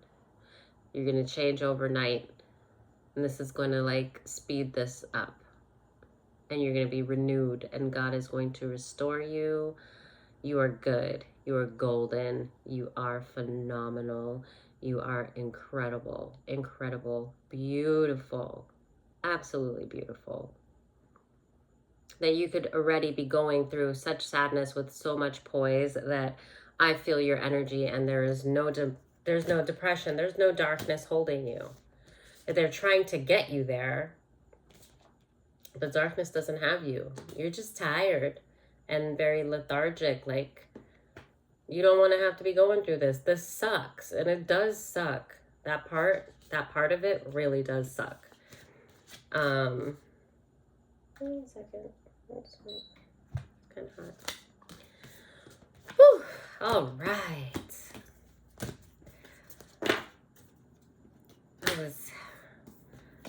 I was really struggling there. But now I'm understanding. So this is, and look how it's happened over days. Because, I did that first reading with the alchemy cards, and then I was just shuffling them to end that, not planning to do another reading with those cards, and then I just popped out like the 4 cards, and I was like, okay, well, I guess Spirit is telling me that I'm supposed to do another reading. And then when I lined them up, I was like, oh, I'm gonna have to go on camera. This is something. And then as I was reading it, it was clearly a twin flame, clearly. And I noticed another thing that was significant to that reading was that it was just expressing like the overhead. It was like if somebody wasn't aware of a twin flame journey, and was just going through it. It was like just giving a quick summary of it. And when I wanted to actually sit with it longer and pull tarot on it, intuitively I wanted to, but because I had already done another reading, I just kind of like, I just was getting kind of burnt out, so I didn't pull tarot. But I remember kind of having a thought like this, like obviously I was tapped in because the cards just came out and they made me do my first twin flame reading. And then, so I kind of feel like now maybe I should have, but then, I mean, look, this is, then, being at work after that, and then having, that song pop into my head, the way that the radio just stopped and then the song just came into my head, I knew. Like, I was like, where did that song come from? I haven't heard that in ages. And then I started to think about my twin flame reading, and I was like, oh, wait, I am totally picking up on collective energy. And I remember feeling like, oh man, I'm like, I kind of wish that I had my cards, because I was like, is this still going to be in the energy when I get home from work? Like, I literally had just started my shift and I was doing like a night shift. So I was like, I'm totally channeling right now at the beginning of my shift, and I wish I was at home and I could just do a reading right now, because I feel like something's here. And then that night I was too tired. And then, today I was feeling like I couldn't really come on. My back, like, I was feeling like heavy, like I just don't think I could do it. And I've been wanting to, because I don't want to make like several days go by. I'm trying to like get the routine. Sorry for saying like so much. I'm trying to get the routine of doing readings more regularly, or at least when I'm guided to, because there's been so many times that I was guided to and I didn't, or I felt like I couldn't, or I was just being stopped in some way. And I've had just like so much stuff, like so much, that I've also been guided to talk about. And I've still been struggling with that, but I'm just trying not to put too much pressure on myself, and at the same time wanting to be obedient. But like, that's like a whole other thing. So today though, I remember telling myself, like, when you feel like you can't do it, but you know that you wanted to, and you know that you're feeling guided to, or you were feeling guided to, and now all of a sudden you feel like you can't do it. I was like, what's the big deal? Just get the cards out and start seeing, just start like pulling on cards, and say a prayer, and like see and trust God. Because I was like, I keep going back to taking this into my own hands, and like still fighting with the like feeling not good enough, but knowing I have tons of proof by now that this is like the path that I'm supposed to be on, and that I'm qualified. But like at the same time, there's that conditioning and that voice that tells you you can't, right? And causes you to like judge yourself and stuff like that. And that's just one small part, but it's like, one of the ways to combat that, if anybody else was going through that, that I've told myself was, when you feel that way, just get on. Then like, what do you have to lose? If it doesn't work out, or you feel like you're being blocked, or like maybe you need to rest, and maybe there's just nothing in the energy, or maybe you're off because you're under too much stress, or but whatever the reason, you're putting it too much on yourself and forgetting that these messages are divinely guided. So it's not just about trusting yourself, but it's trusting that the Holy Spirit is going to show up for you. If you've been guided to do these readings, then you have to just do the readings and stop putting so much more complication onto it. But I know that it's not just me. I know that it's warfare too. Like, I I've had so many things happen that's made life really real and really scary, and then not allowing myself to be fearful, but just a lot of things that I've never dreamed I would have to go through, never thought of going through, never prepared myself to go through, and then never thought that if I ever went through anything remotely like this that it would be like completely alone. And I'm not alone. I really am not. I'm less alone than I was before I had this connection with God and my guides and myself, through the Holy Spirit connecting me to all of it. I was way more alone before I went through my awakening because I was surrounded by people that didn't really give a shit about me. And I didn't see it because they were people that were supposed to love me. Like, and it was like my whole world. So, and not only, it's like, okay, don't give a shit about me, but it wasn't even that. It was like they gave a shit about making sure that I was destroyed. So that was like a whole other thing. But like, it's been very clear that there's been so many times, in spite of everything, like, going through getting evicted, going through being homeless and like all this stuff, like there's been so many times that I was like, okay, I'm gonna do a reading, I'm gonna do this, I'm gonna do that. And then like literally I would have like one day I had a few hours before work, and the entire time from the moment that I said I was gonna start and I started setting up, I got the most excruciating stomach ache, like I had food poisoning. And I thought I was gonna have to call out of work, which I really couldn't afford to do. And I was like in bed, just like in so much pain.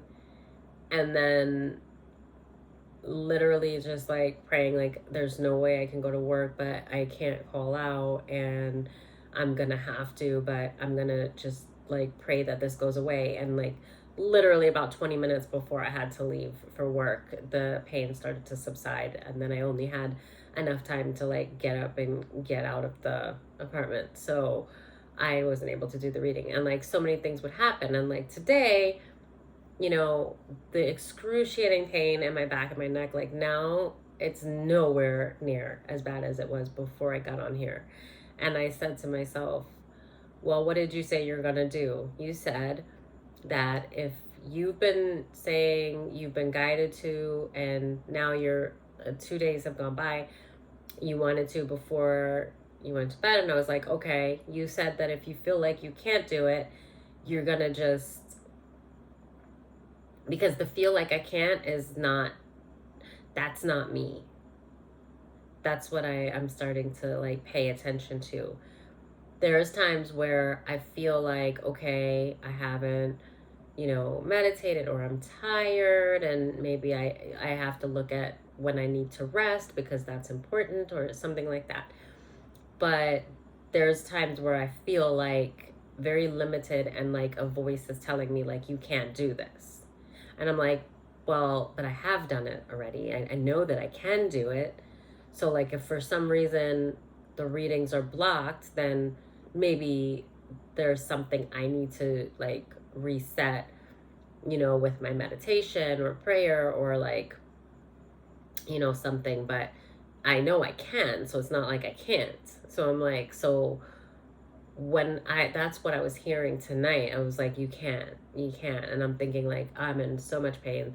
I don't even feel connected right now. Like I didn't. I felt like I was gonna try and I was gonna like just be blocked. And then I was just like, well, you said that you were gonna just trust God and if there's a message. So like I said a prayer, and I was like, God, if there's a message, just, please let what you want to be seen come out and be seen.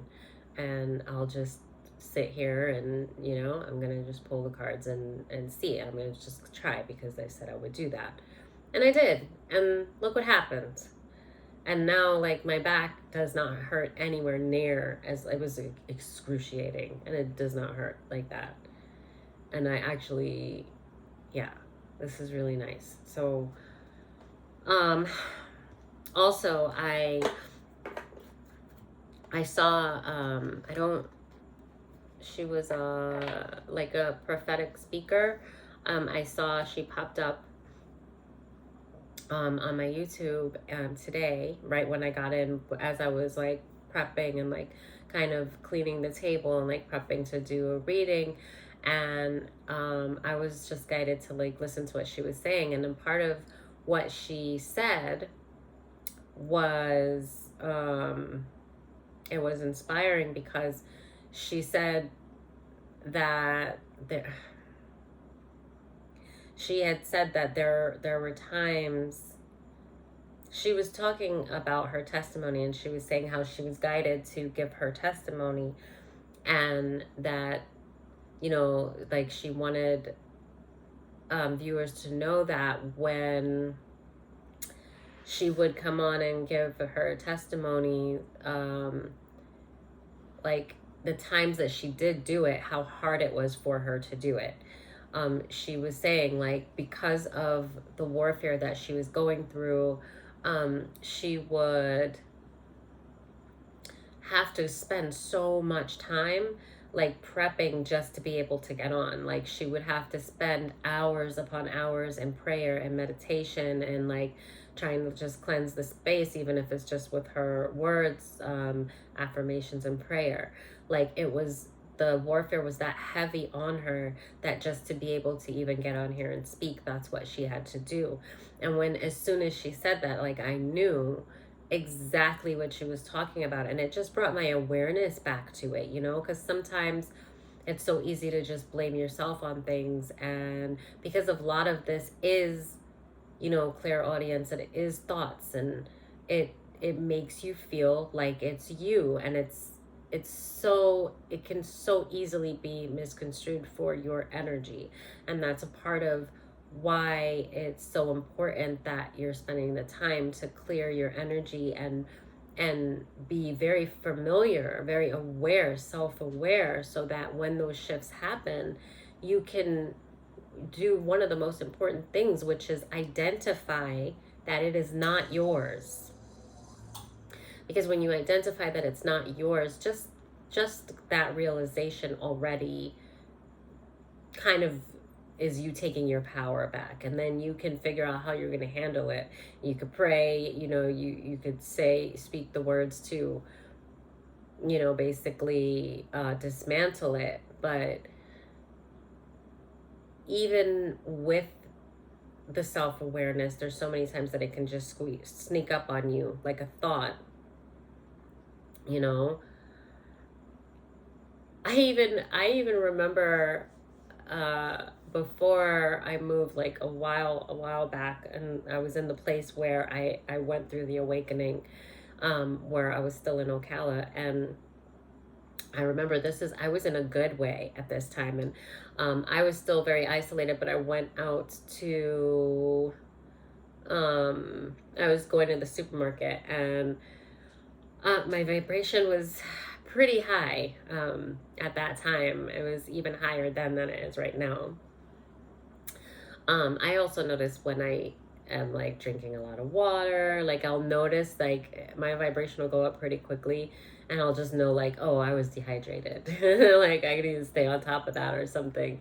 But anyway, at that time my vibration was really high, and I just remember I got into my car, and after I was going back to the apartment after leaving the store, and nothing happened, but I did feel, I think for a moment, my mind wandered to something that had me kind of sigh. I just did a little sigh.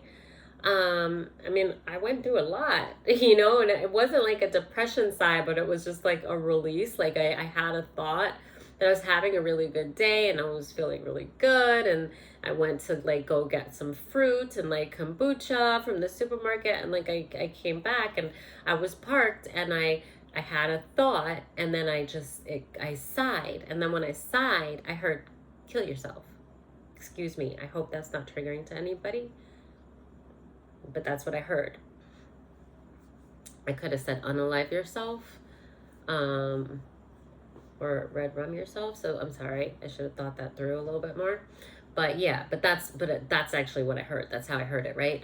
So that was immediately, I honestly, I said F you, right? And as soon as I said that, I felt a release. Like what there was like an energy that was maybe like a monitoring spirit, or it was somebody that had actually projected to me. Because I noticed at that time there were people, and these were some of the people that were stalking me heavily. Well, I'm not gonna say some of, I know specifically of two people that were not just stalking me in the physical, but that were actually astral projecting, and they were in my energy. And and at this time, when I heard that though, I don't think it was either one of those two people, but I don't know. It was either somebody projected there, like monitoring something, but I heard it. And it was funny because whatever thought they probably gave me that thought, they were trying to like bring my vibration down, which that wasn't going to do it. But whatever it was, it made me sigh. And then immediately after I sighed, I heard that. And then when I just like, I basically said F you, because at that time I thought it was kind of funny because it came out so naturally, like a reflex. Like I heard that and then I said that. And it was because I was a lot more aware of what was going on at that time. And I recognized immediately that that was, something in my energy that did not belong there or have my permission to be there. And it was funny because I don't know if it was just the acknowledgement of it, but I would have thought that I would have had to like pray it away or something. But literally, as soon as I said that, I responded, F you. And I mean, with conviction, like, I didn't even hesitate. I didn't even think about it. It just came out. It kind of shocked me when I said it, because I was just like, what, why was that my reaction? But I know why, with everything that I was going through. But it was just funny to me that as soon as I said that, the energy lifted off of me and I felt it go. And I was just kind of like, huh, like, oh, I thought I just said how I felt, but I thought I was going to have to like, pray or, and it's just, I guess, yeah, I just acknowledged that it was not welcome there. And, my guides, my angels just did the rest. Thank you. So, yeah, but I don't know if I just started rambling, but yeah, I was talking about how just hearing her say that kind of just reaffirmed, like, it inspired me that although I'm not ready, like, I've tried to talk about some things in the past, but that's another thing. I've kind of I've had a lot of time to ask myself about what are the things that are limiting me. And at one time, it was understandable. I still had more work to do, and I felt like I don't want to get on here and just be like super over emotional to where I'm crying and like I can't even get the message out the way that it should. And then I'm like, I was thinking about that I don't really trust that it's going to be received well, because that's the conditioning that I am so used to, not being received well or being misunderstood, that it's almost like an expectation, and that's something that I cannot expect, right? Because then I'm going to manifest it and then the enemy wins. But at the end of the day, it really shouldn't matter how it's received. It's just because of the fact that the injustices were at such a level, and I've received so much more injustice with that. It was quite disgusting how the people surrounding me, even like the community, how people just turned a blind eye to it, or like just acted like I was crazy or making things up even when the proof was right there. So there was like a lot of that. And I think, it's conditioning. It's like you spend half your life, you know, one way, and then you realize that you were conditioned to act in a way or think in a way that keeps you further away from your true self and the highest version of yourself, right? And that it was like orchestrated that way. And then you realize how much BS you've actually been taught. And then it's like you have to spend the second half of your life undoing all of the damage from the conditioned and learned like behavior and thought process that, you know, was kind of orchestrated upon you. So now it's like you have to like put the good stuff in and work with God to release all of that other stuff that is just no good, is just poison, right? And then so much of it lives in the subconscious, and that's how, you know, you get to the shadow work. I remember it was so funny because when I went through my awakening, initially, and then I was hearing about shadow work, and God delivered the tarot community to me while I was in my awakening and not understanding what exactly was going on. But there's so many different levels to it because I had awakened to a lot of things but didn't really understand the makeup of them.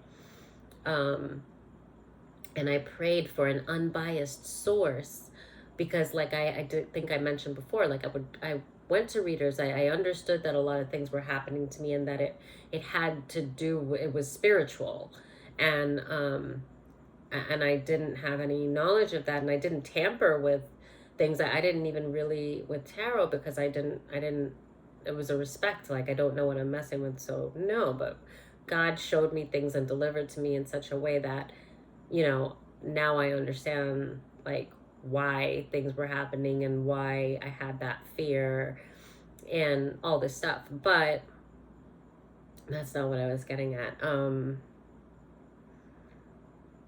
So what did I say? I said, oh damn it, I think I lost my train of thought. When I went, there was a specific point that I wanted to make when I was talking about going through my awakening. Oh my goodness. Well, I was on a rant and there was a point that I wanted to make and I think I lost it because I kind of veered off, and it was just, there was a lot of stuff coming.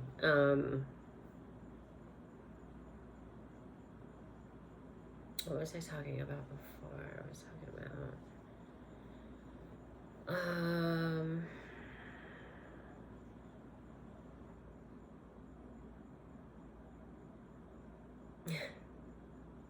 I've completely drawn a blank, but give me a minute. I'm gonna sit here for a second, and just see if I can remember that one point I was gonna make.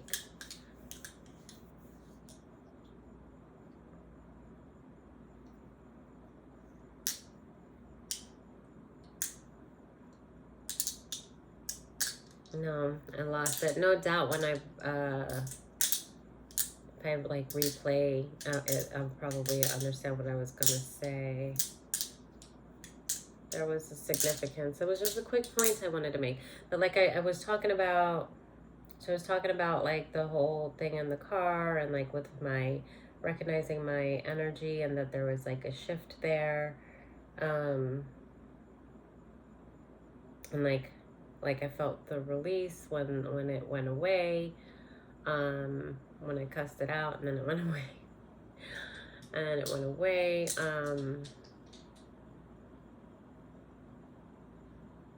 I was talking about like, okay, I was talking about conditioning and oh,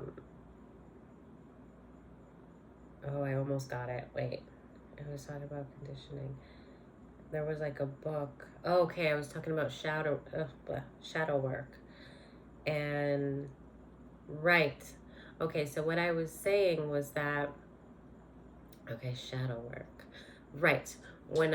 So God delivered the tarot community to me while I was going through my awakening and kind of to kind of help carry me through it. And I remember hearing the term shadow work, and then I remember feeling like, that sounds dark, right? But the crazy thing is like, the message that I was receiving was telling me that I had done shadow work. And I'm like, I did shadow work? When did I do shadow work? What's... And I had to look it up, but it also sounded familiar. And like, I remember thinking, so like so many years prior, um, because like I said, the journey started for me way before the awakening took place. And there was a point where I recognized that we are programmable. And it was like when I was trying to do affirmations, and then I noticed a difference in my life. But then I also noticed that it seemed like the universe was attacking me when I was doing these affirmations. And then I started to realize that it was because my subconscious was combating the positive things that I was speaking because of the conditioned uh, thinking that I had acquired from abuse, and just so that is in your subconscious. Like I think up until like the age of 7, from like birth until 7, like you are all subconscious, and that's why children absorb information so like a sponge. They're focusing out of that magic part of themselves, and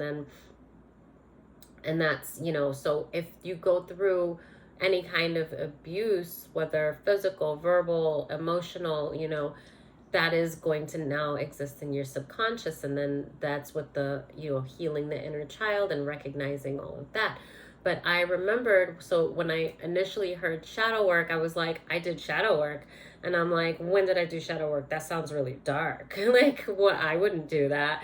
And then I was like, and then like I think I heard spirit was like, no, you know what shadow work is. And I was like, wait, it does sound familiar.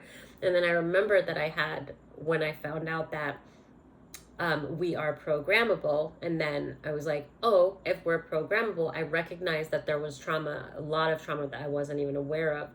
And then I was like, well, so then I can program myself in the right way. And that's when I started to feed myself the affirmations, and kind of like reestablish, like speak them out into existence. And I started to practice that. And that was what triggered that. And then that was working. But like I was saying, the universe, it was like the universe was attacking me, my affirmations. So like I noticed positive in my mood, and I was like suffering from depression, anxiety, and things like that. And I noticed, but then I also noticed that it seemed like, I mean, like bad, like things were like just coming for me, like to tell me like, no, you will not be happy, no, you are not special, no, you are not important, no, you cannot, you can't. It was like the universe was like, basically all those affirmations were being negated because my subconscious didn't believe them, because I hadn't done the shadow work. And I remember reading books about like, one of them was like the power of the subconscious mind, and which is great. It's like one of my guides. I just always go back and like read it. But yeah, it talked about, and even like a lot of like psychology books and stuff, they refer they refer to the subconscious as the shadow. So then I was like, oh yeah, that's right. Okay, that's why I've heard it before. So it's not really dark, but it is the shadow self, right? It is not the true self. But our subconscious is like the powerhouse. It's like, it's the magic within us. Like it tells our body to, you know, it heals us, and when we're sleeping, it keeps us breathing, so that we don't, there's a specific term that I wanted to use for that, but like, you know, um, I can't find the word, but like, yeah, basically, you know, those, those those actions that we do that doesn't take any thought, that we just do naturally, the way that the body functions, it's the subconscious that like controls all of that. So it is like the magic, it's the healing in us too. And so when your subconscious is all effed up, like you're all effed up, you know, and it is very important to like get into doing that shadow work to like really get to heal. So the way everything just really came together, I think the point that I just wanted to make was just like, you know, how immediately I heard shadow work and I was thinking negative, but I had already known what it was without even knowing that that's what I had done, that that's what I had been doing, practicing was shadow work, because I was trying to get into my subconscious. And that's what one of the things that I found out when it seemed like the universe was attacking me. So the affirmations were working, but then it was like things started to get violent. Like things in my waking life were like getting bad, like almost like the universe was setting up ways to make me unhappy, to tell me that those affirmations that I was saying was all bullshit. It was a lie, you know, and it was like reaffirming, like, no, this is who you are, this is how you think. All the affirmations is that's like you're trying to trick me, right?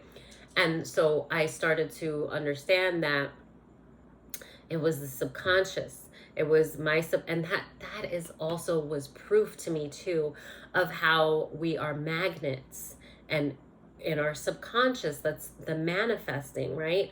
So because here I was practicing these affirmations, but my subconscious was working even harder to manifest the things that it had been taught, like aggressively. I mean, the way things were happening in my life, there was no question about it, that this was something that was combating the affirmations that I was doing.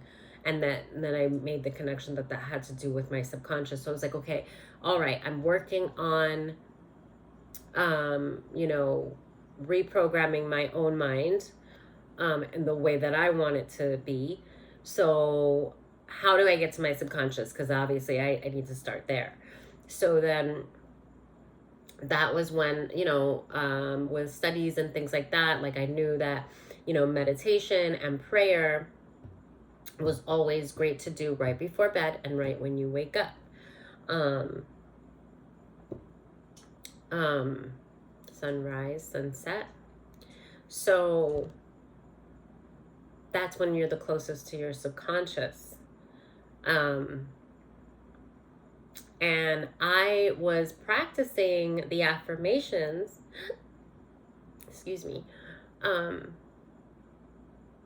before bed and when I woke up. And like I did notice the changes in my life and in my mood. But then I was like, okay, well, my subconscious is now attacking me. So I need to get to it more directly. And then I started to, like, YouTube has so many healing stuff. It's amazing. It really is. I mean, there's all these channels for like just music that you can play for chakra healing.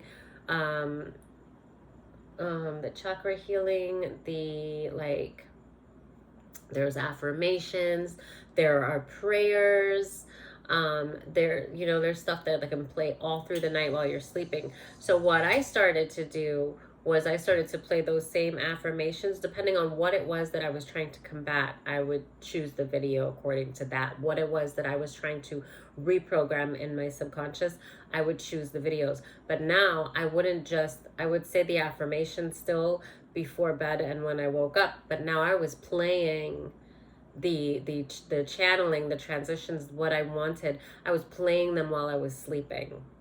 And so that now I'm talking to my subconscious, and I was retraining it that way. And the aggression stopped that was happening with like the universe fighting those affirmations. And that's kind of where I started. And that was honestly, I think initially when I started reading the books was like 20 years ago. When I started the affirmations was probably more like 15 years ago. And then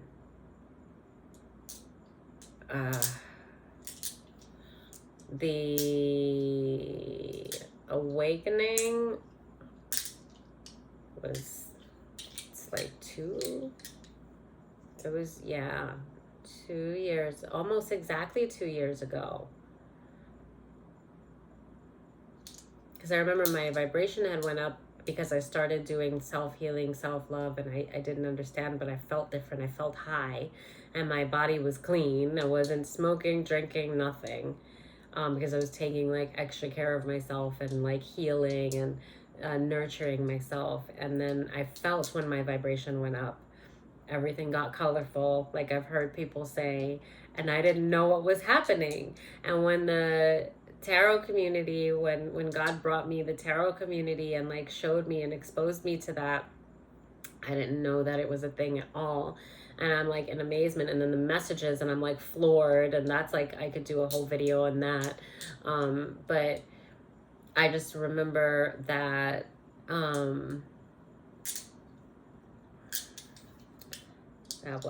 what was I gonna say?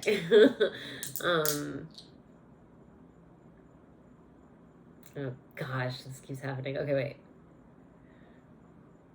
I said I went through the awakening 2 years ago. Oh yeah, and then my vibration. Yeah, I didn't know what was going on with my vibration. I didn't know. I was like, what's happening? Why do I feel like it's good? I feel great, but what's happening? And then I started to hear in the tarot community talking about the elevated vibration, the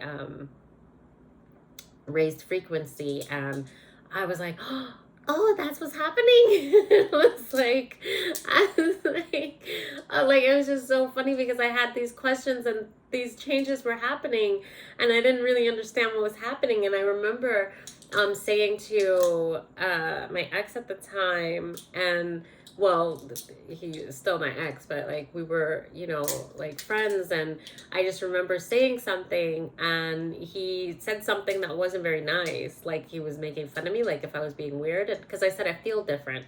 And he said something like kind of smart ass kind of thing, but it was meant to like I wasn't bragging, but he knew that I was on a like healing journey. I was taking care of myself, and I was feeling really happy, and like my mood was changed and stuff.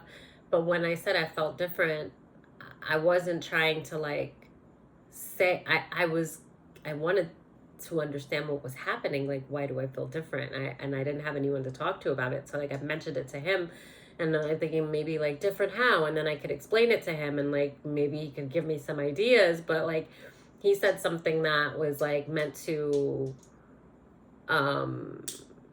make me feel weird about saying that I feel different. So I just let it go.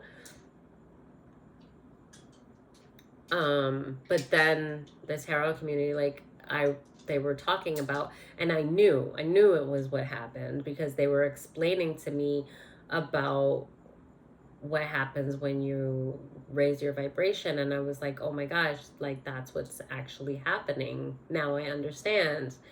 And there were so many other things. Like it was really cool. It was really magical. It was just such a blessing. And I'm not a person that could ever say that God is not real. Never, never, never. And, it gets a little bit frustrating when I have even people that I care about, that like think that I'm completely delusional even for believing in God. Or they think that it's like a belief. Like I had a friend say something that was very, to me, it was just distasteful, but I chose not to judge her for it. But like she said something like, my thing is, if people need to believe that, like, in something bigger, like if they need to believe in God because they need that to make them be a better person, then hey, yeah, like I'm all for it. And I was offended, because the way that she said it was almost kind of like, but then I quickly, obviously, I knew not to be offended, because that wasn't directed at me. And it was, I mean, either way, it just, I had more understanding of, if she had the experiences that I had, there's no way that she ever would have said those things, but she does not. And I'm so grateful that I have the experiences that I had, because if I hadn't, now I always did believe in God, but I didn't know, like, he had a relationship with me, but I didn't know the relationship that he had with me until I started to heal and I had the relationship with him. And then I was able to, like, I always believed in like magical stuff, and like I was a spiritual person. That's just always who I was. But there was a lot that I didn't understand even about myself and about the things that were happening. Um, but it went from believing to knowing, right? And I used to always say, like, well, my faith is not blind. um I used to say that, like, my faith is not blind, because I felt like God had showed me so many things, so many magical miracles that he showed me that he's in my life. So I would always say my faith is not blind. And as of late, I do believe that he's been taking me on another level, like, of my journey with him, where he has been testing my faith, and he's been teaching me how to be in faith, because so much of me, which also has to do, I think, with, you know, my life and the conditioning, and like OCD, for instance, is something that a person that is goes through abuse, like especially like emotional, even physical, any kind of abuse, like that person can develop, like, you know, OCD. And it has to do with like that, needing that control, to like bring control in the little things in your life that you can control. And you know, this is not a little thing, but you know, your security, your roof over your head, that's a big thing, right? That basic like survival that we all need. And you know, I just know that the way that things have been happening for years, since the story that I will tell. But basically, since like even before the awakening, the miracles that like God has been carrying me, and we've been on this journey together, where sometimes I can figure out what he's doing next, and sometimes I don't know. And like I noticed that he's been teaching me to sit in my faith. And you know, if you don't if you don't know enough with your heart how incredible God is, you could even misconstrue it, like, well, what kind of a God, why would he like play with a person like that to make them, you know, feel so helpless, and then be like, aha, just kidding, here you go, you're all right, you know, right? But that's not it. um he wants me to know him. I've been abandoned by everybody that was supposed to love me.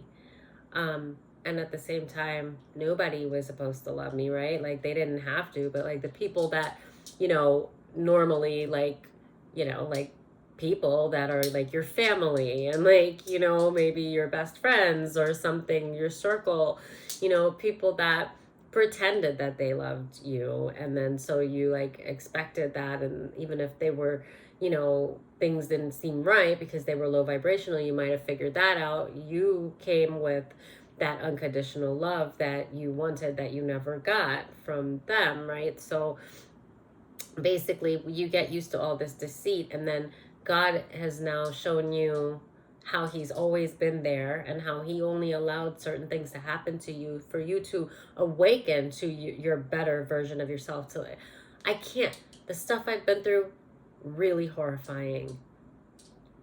I cannot say, like, I'm sorry that that's what it took, like, for me to awaken, but that's what it took.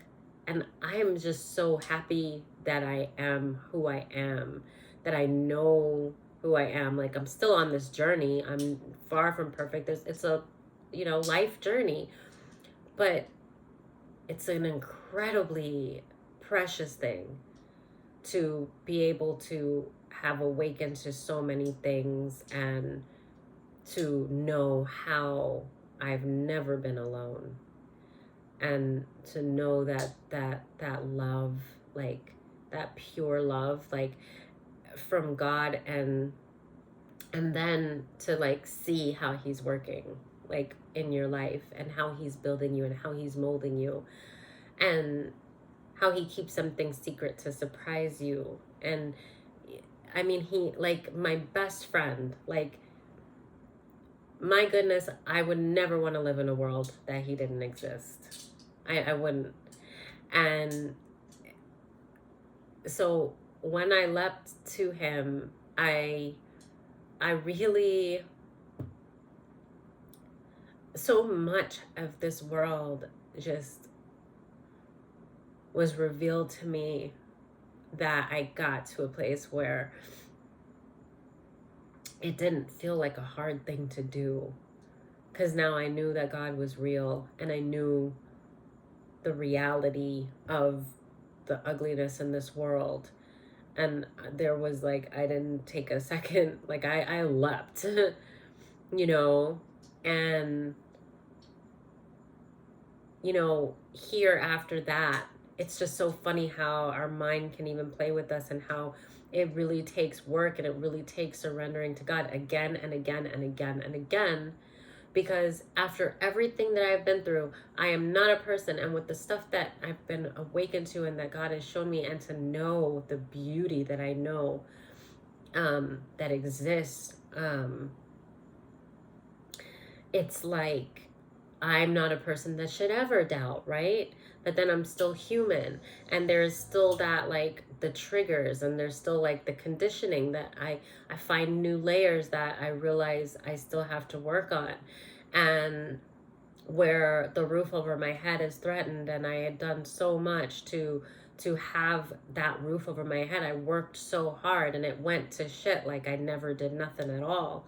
And it was allowed to be taken from me like it was never even acquired. And it was not only hard work, but it was time that I can't get back. A lot of time. That's a decade of my life, right? And so it was like all of that, but it was all on a faulty foundation, because there was so much about the world that was my world, and the community that was my community, that I was unaware of. And this was vicious, terrible things that you don't want to be unaware of, and living amongst that. And so I built this life the whole time. God knows that this is faulty. And he showed me things that before everything that happened and everything fell apart in my life, I didn't understand. But he showed me them because he knew that I would understand when all this stuff, when shit hit the fan, and he was going to be there to catch me. And so he showed me the things to come and make the connection when I went through the awakening. And, with everything, and even with how I leapt to him, knowing that when I leapt, I was like, this is like, it's him, or I don't want to be here. Like, I'm leaping to God, and I'm trusting in him fully, because that's my choice. Like, I'm trusting that he's going to carry me through everything. And even though some of these things that I'm leaping away from, it would seem crazy, and it would seem to a lot of people that I am being irresponsible, that I'm, not. And my thinking was very clear. I knew what I was doing, because God showed me what I needed to do, and it wasn't what would seem logical. And so, having basically, I had this roof over my head that I worked so hard from, and it was just a false sense of security, because I had people trying to take my life. And had I not been in God's hands, they would have succeeded, without a doubt. And to not ever really regain the stability, but the entire time I'm more stable than I ever was, because I have been walking with God. But at the same time, excuse me, at the same time, it's so crazy, because that conditioned thinking, it's like the security that I had in the career that I had, but it wasn't secure at all, because they were aggressively like harassing me, bullying me. Like, there was so much unjust things that were happening on so many different levels. It wasn't secure. But society wise, it was, I had a career and I had a home, but like, it was all false sense of security. And now I don't have any answers. I'm not in a place I can plan and hope, but I also know that I've already asked God, like, what you have for me. Like, I'm following you, but I'll have these hopes and I'll put them to God. But at the same time, I haven't been able to really regain stability because I've been flying with God, and he's carrying me everywhere. And it has been sometimes scary, and I have to keep surrendering that fear to him because I understand that that fear is taking me out of my faith. And so literally, for especially the last 2 years and even the last year since I had to make another move again, I have been living off of miracles, to where, you know, one week I don't know when I'll be able to eat again, and then another time I don't know if I'll have a roof over my head again, and then like but I do know, but I don't, like, you know what I mean? It's like I don't have that. Who really wants to live to where you don't actually know if you'll be able to make rent? And that's the roof over your head, right? And then you had a roof over your head that you worked hard for, and like it was just taken from you like it was nothing, like you never owned it, like it was never yours to begin with. And that's like a whole other thing. But it's just like, and then ever since then, like, your stability has been just rocky as far as what you know, but then not because you have trusted God to carry you. And so lately, I think that what I'm going through is like God is trying to teach me I'm not going to let you fall, but I need you to trust me, because I get into the anxiety of, I know he's going to provide, but I don't know how. And then it goes back to that control. And then I start to lose my faith because I start to panic. And then I'm praying so much as if he's not heard my prayers. He already knows my prayers. He already knows, you know, what I need. And he's not trying to make me suffer, but he is trying to make me know him, right? Because if I hadn't gone through the things that I went through, there's no way that I would know how incredible like our creator is. And God, I wouldn't give that up for anything in the world. I would never want to live in the world that I lived in before. And that is my consciousness. Like, I was unaware. I was just unconscious to a lot of things. And it's such a gift. It's such a gift to be aware. And then still, I'm in the dark about a lot of things too. And I do believe that some of those things I recognize maybe I'm not ready to know, because I mean, I don't know. I'm not going to go down that rabbit hole. So, but yeah, I just wanted to share that. This is a 3-hour video. I wanted to pull more. I don't know. I feel like I was just on a rant for about an hour. The time says 3:13.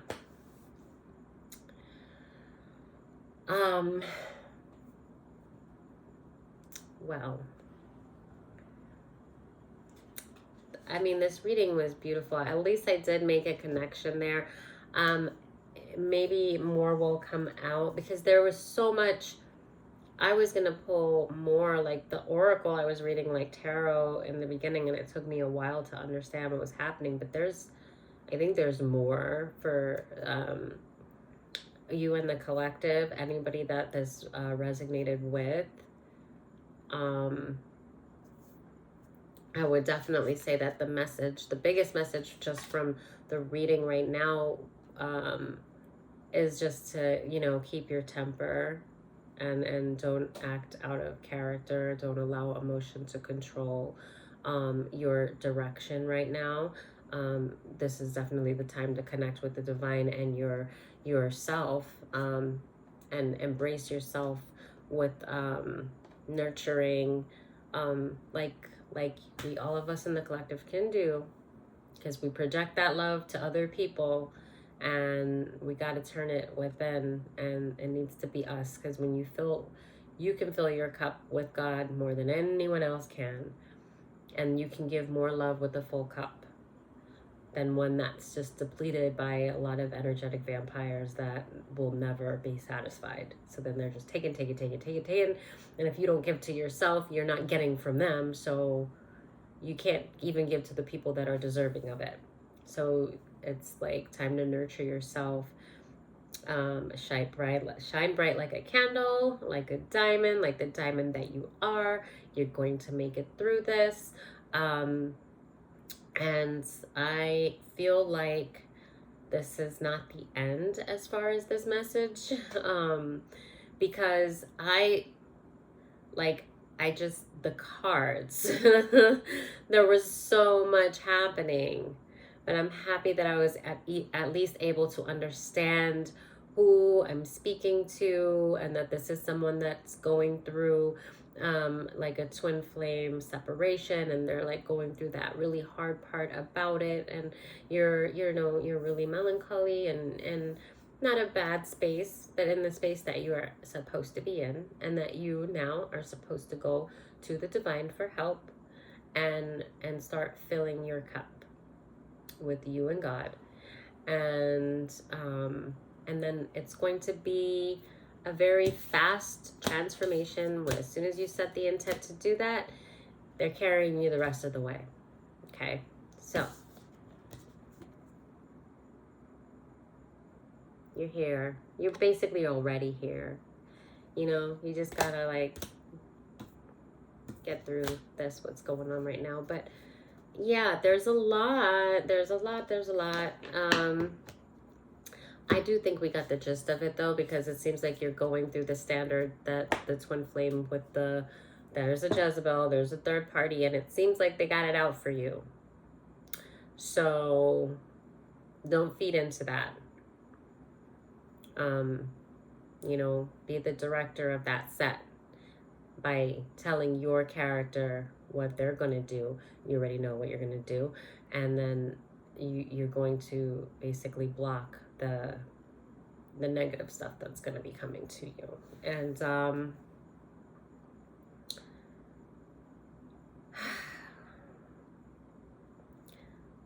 that's it. Thank you for sharing your energy, and I hope that this really helps somebody. Yeah, I can't believe. Wow. Okay, so thanks. All right. Until next time. Bye.